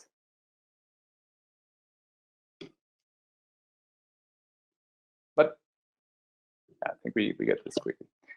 So if there's also any other questions from the audience, I think we have worked through quite a few of them here. There are a number of them that are quite technical. I don't intend to answer them here because it seems to be too complex. So Riaz, please come to us directly. And there is a bold suggestion here from Eckhard Siegmann that says, well, can we expect an exemption of electricity from all taxes if it's used for heat pumps? Let me answer that. I think it's not impossible, because we're hearing now that people want to make hydrogen generation exempt of taxes and levies. And I can tell you that if that happens, then I will ask publicly for the same treatment for heat pump related electricity, because then we have the most efficient solution, and you can't do it for one solution and not for the other. So this will bring us in good company, and we will ask for the same treatment. Do we have a result already? Yes, we do. So CO2 pricing is seen as a major solution, financial funding too, and then it's split. And 2% think everything is good. Can you come back to me and tell me why you think that personally? I'd like to have a personal message on this one. Good. So let's look at the CO2 price then. If all of you had to work with a CO2 price, what's the level of CO2 price that would make your life easy? Matthias, if you can go to a client and say, you know, the CO2 price will be, and now you add the value X euros in 2023, the life cycle of your installation will be 15 years. You should go for a heat pump. What's the value that you need? Much higher than today, and we need reliability. The industry needs to rely on the stability on the carbon pricing. This is what was missing in the past. So we had high prices, then we had low prices again, and so on. What I'm telling these is, we have in Germany one of our countries. They have these public authorities. They have to calculate if they do new projects with 180 euros per ton of carbon dioxide. And this is what I'm telling the industry. I'm saying this we already have. It's today in Germany. It's a special type, it's public, it's official buildings and so on, and investment there, but you will see it in this range for sure. That's my story, what I'm telling. Not to make it what we had before, this glass.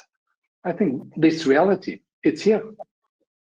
And Jan and Paul, are you calculating new projects with internal shadow pricing, or even with the public figures?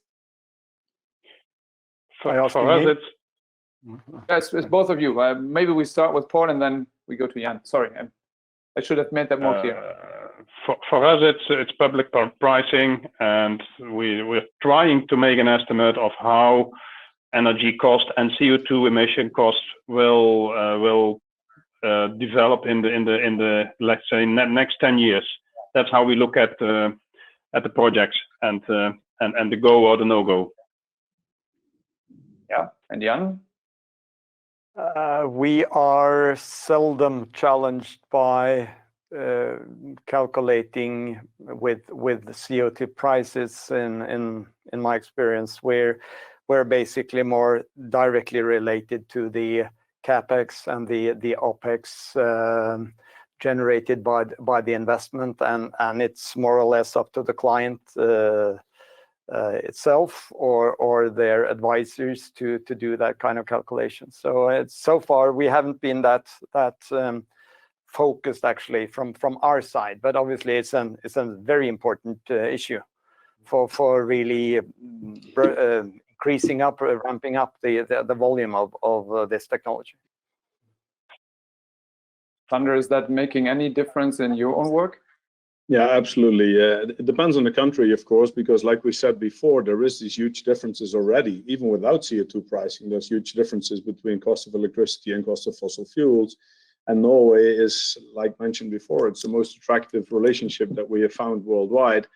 But in other countries, including in Germany, for example, you need a relatively high CO2 price to offset the fact that the electricity is quite expensive. So you have to look at the combination of the two if you want to calculate the payback time of the heat pump. Generally, in our calculations, in most countries in Europe and most of Asia, as soon as we start calculating with around 50 euros per ton, which is what we currently have in ETS, the payback times come within acceptable range, let's say below 7 years in most cases. And as soon as you start looking at the potential 100 euros in a few years' time, which seems quite reasonable given the 55% target, at least in Europe, then payback times go much lower than 7 years quite quickly. There's a huge vulnerability on CO2 price versus payback time. True. We have two raised hands, Matthias first and then Michael.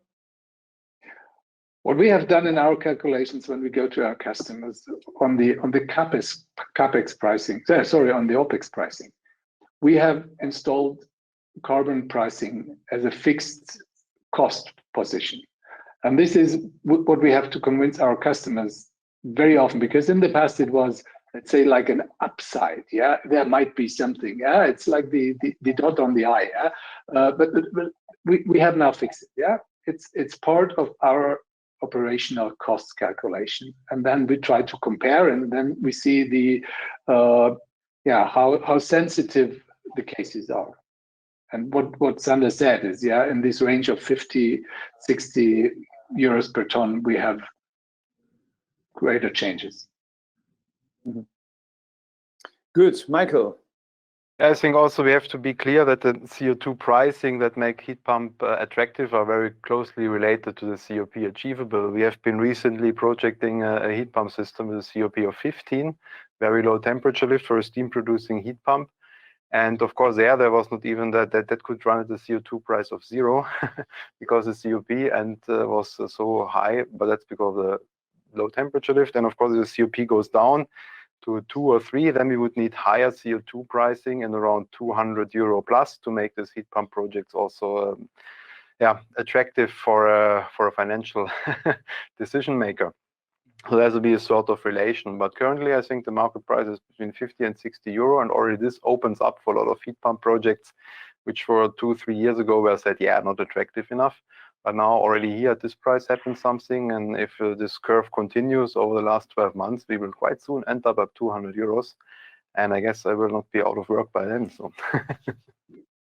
Interesting question then. Do we have enough people? I mentioned that in my presentation. If demand doubles in 2 years, let's say next week the Commission is very ambitious. Also, the Commission has really understood. We had discussions with DG Grow, with DG Ener, that the industrial sector cannot be left behind. We have focused a lot on transport and residential buildings now, but there is industrial strategies, and there is also an initiative to move towards closing energy cycles in the industry. So this results in tremendous increase in demand. What happens then? What can this industry as it stands handle? And maybe how quickly can we build a value chain that can deliver even more? 500 megawatts per month, as IEA says, for 30 years. So none of us will be out of work before we retire. Worldwide, of course, but I mean, worldwide is also nice. So we cannot retire. That's basically the answer, right? A lot of problems. I think you're addressing a very important. This was our problem. Please, You're addressing a very important issue, Thomas. Education, training, significant and needed competence in these questions obviously are extremely important, and that also needs a coordinated thinking between authorities and universities and industry, obviously, to make that or to position for this increase in demand. So it is obviously very important. I think generally it's a hard challenge to recruit qualified engineers in our business. That's a tough challenge. But let's also not forget that if this ramping up goes as fast as we are hoping for, then at the same time someone else will be ramping down. There's a lot of industries which still recruit a lot of people currently, or employ a lot of people who will be out of work, and so it's a re-education effort mostly, and making sure that the people who are now in the, let's say, the fossil industry are moving into our industries and helping us to build this new infrastructure.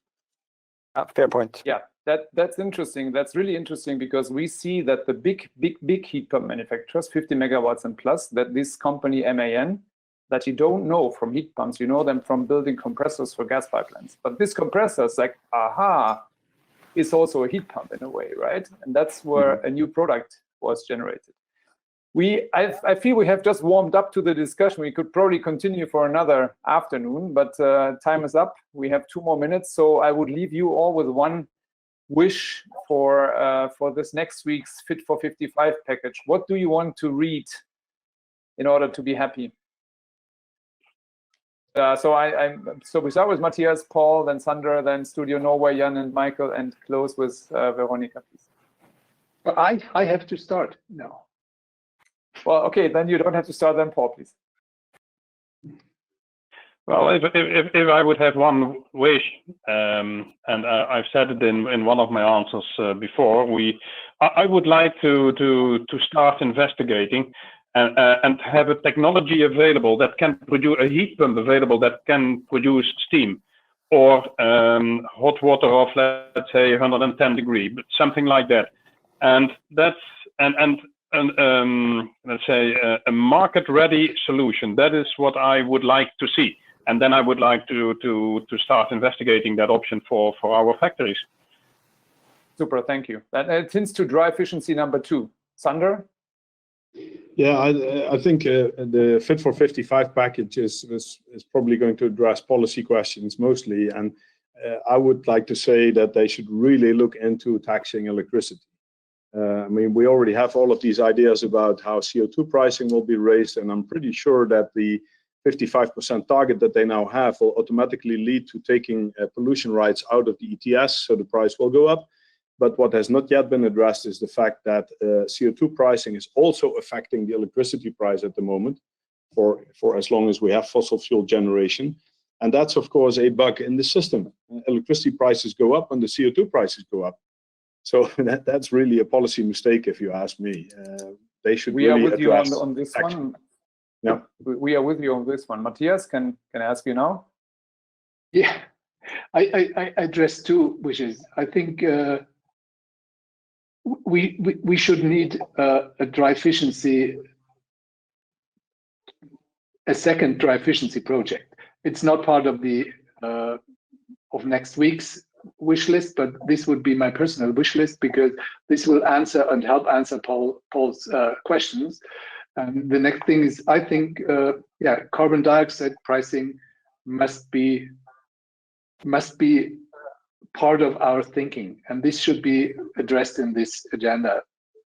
We can't afford it anymore. Now, very quick, because we're running over time. I'm sorry for that. Jan, Michael, one sentence. Veronica, then I think I hand back to you, and you can take it back to the studio. But Jan first.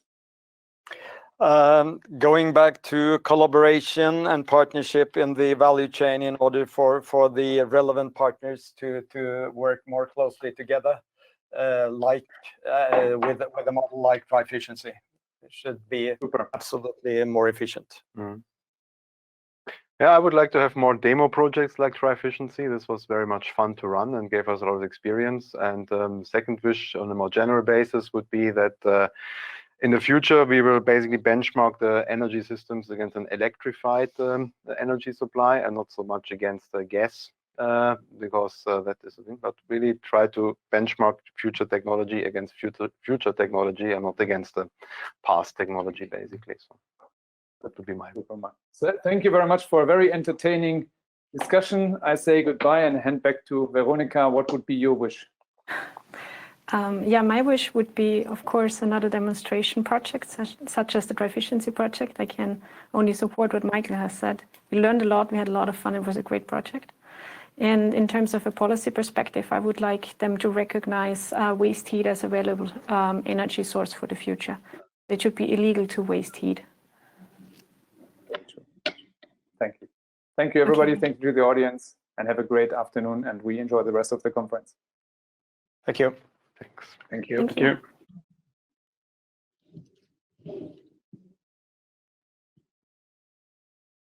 Thank you very much from the studio in Vienna. Thanks to the whole panel. And of course, special thanks to you, Thomas, for guiding us through a very interesting discussion.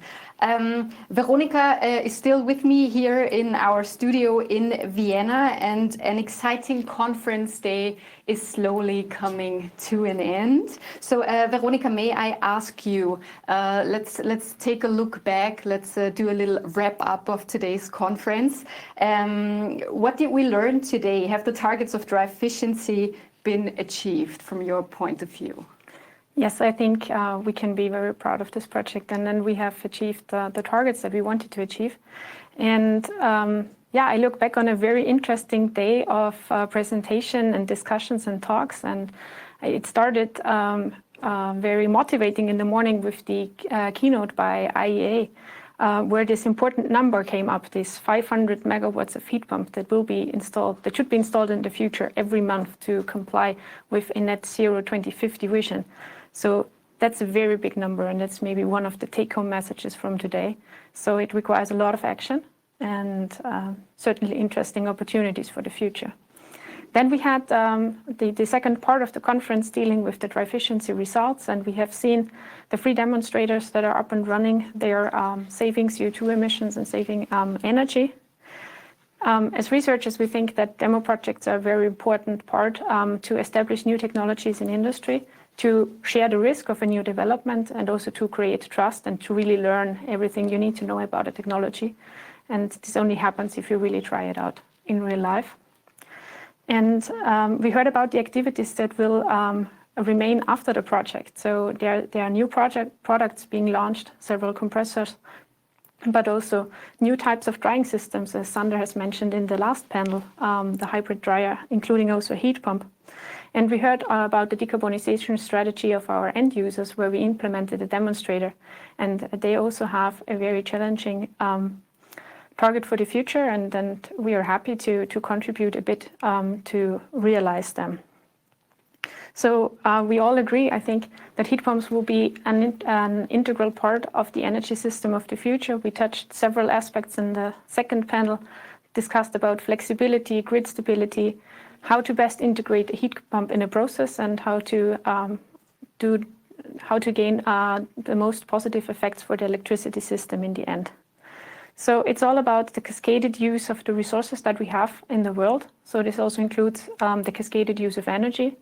Whenever you have waste heat available and whenever you need process heat at a certain temperature, so now a little bit higher temperature than we know before, then a heat pump is a good idea, and it will help you to comply with the sustainability targets and the CO2 emission reduction targets.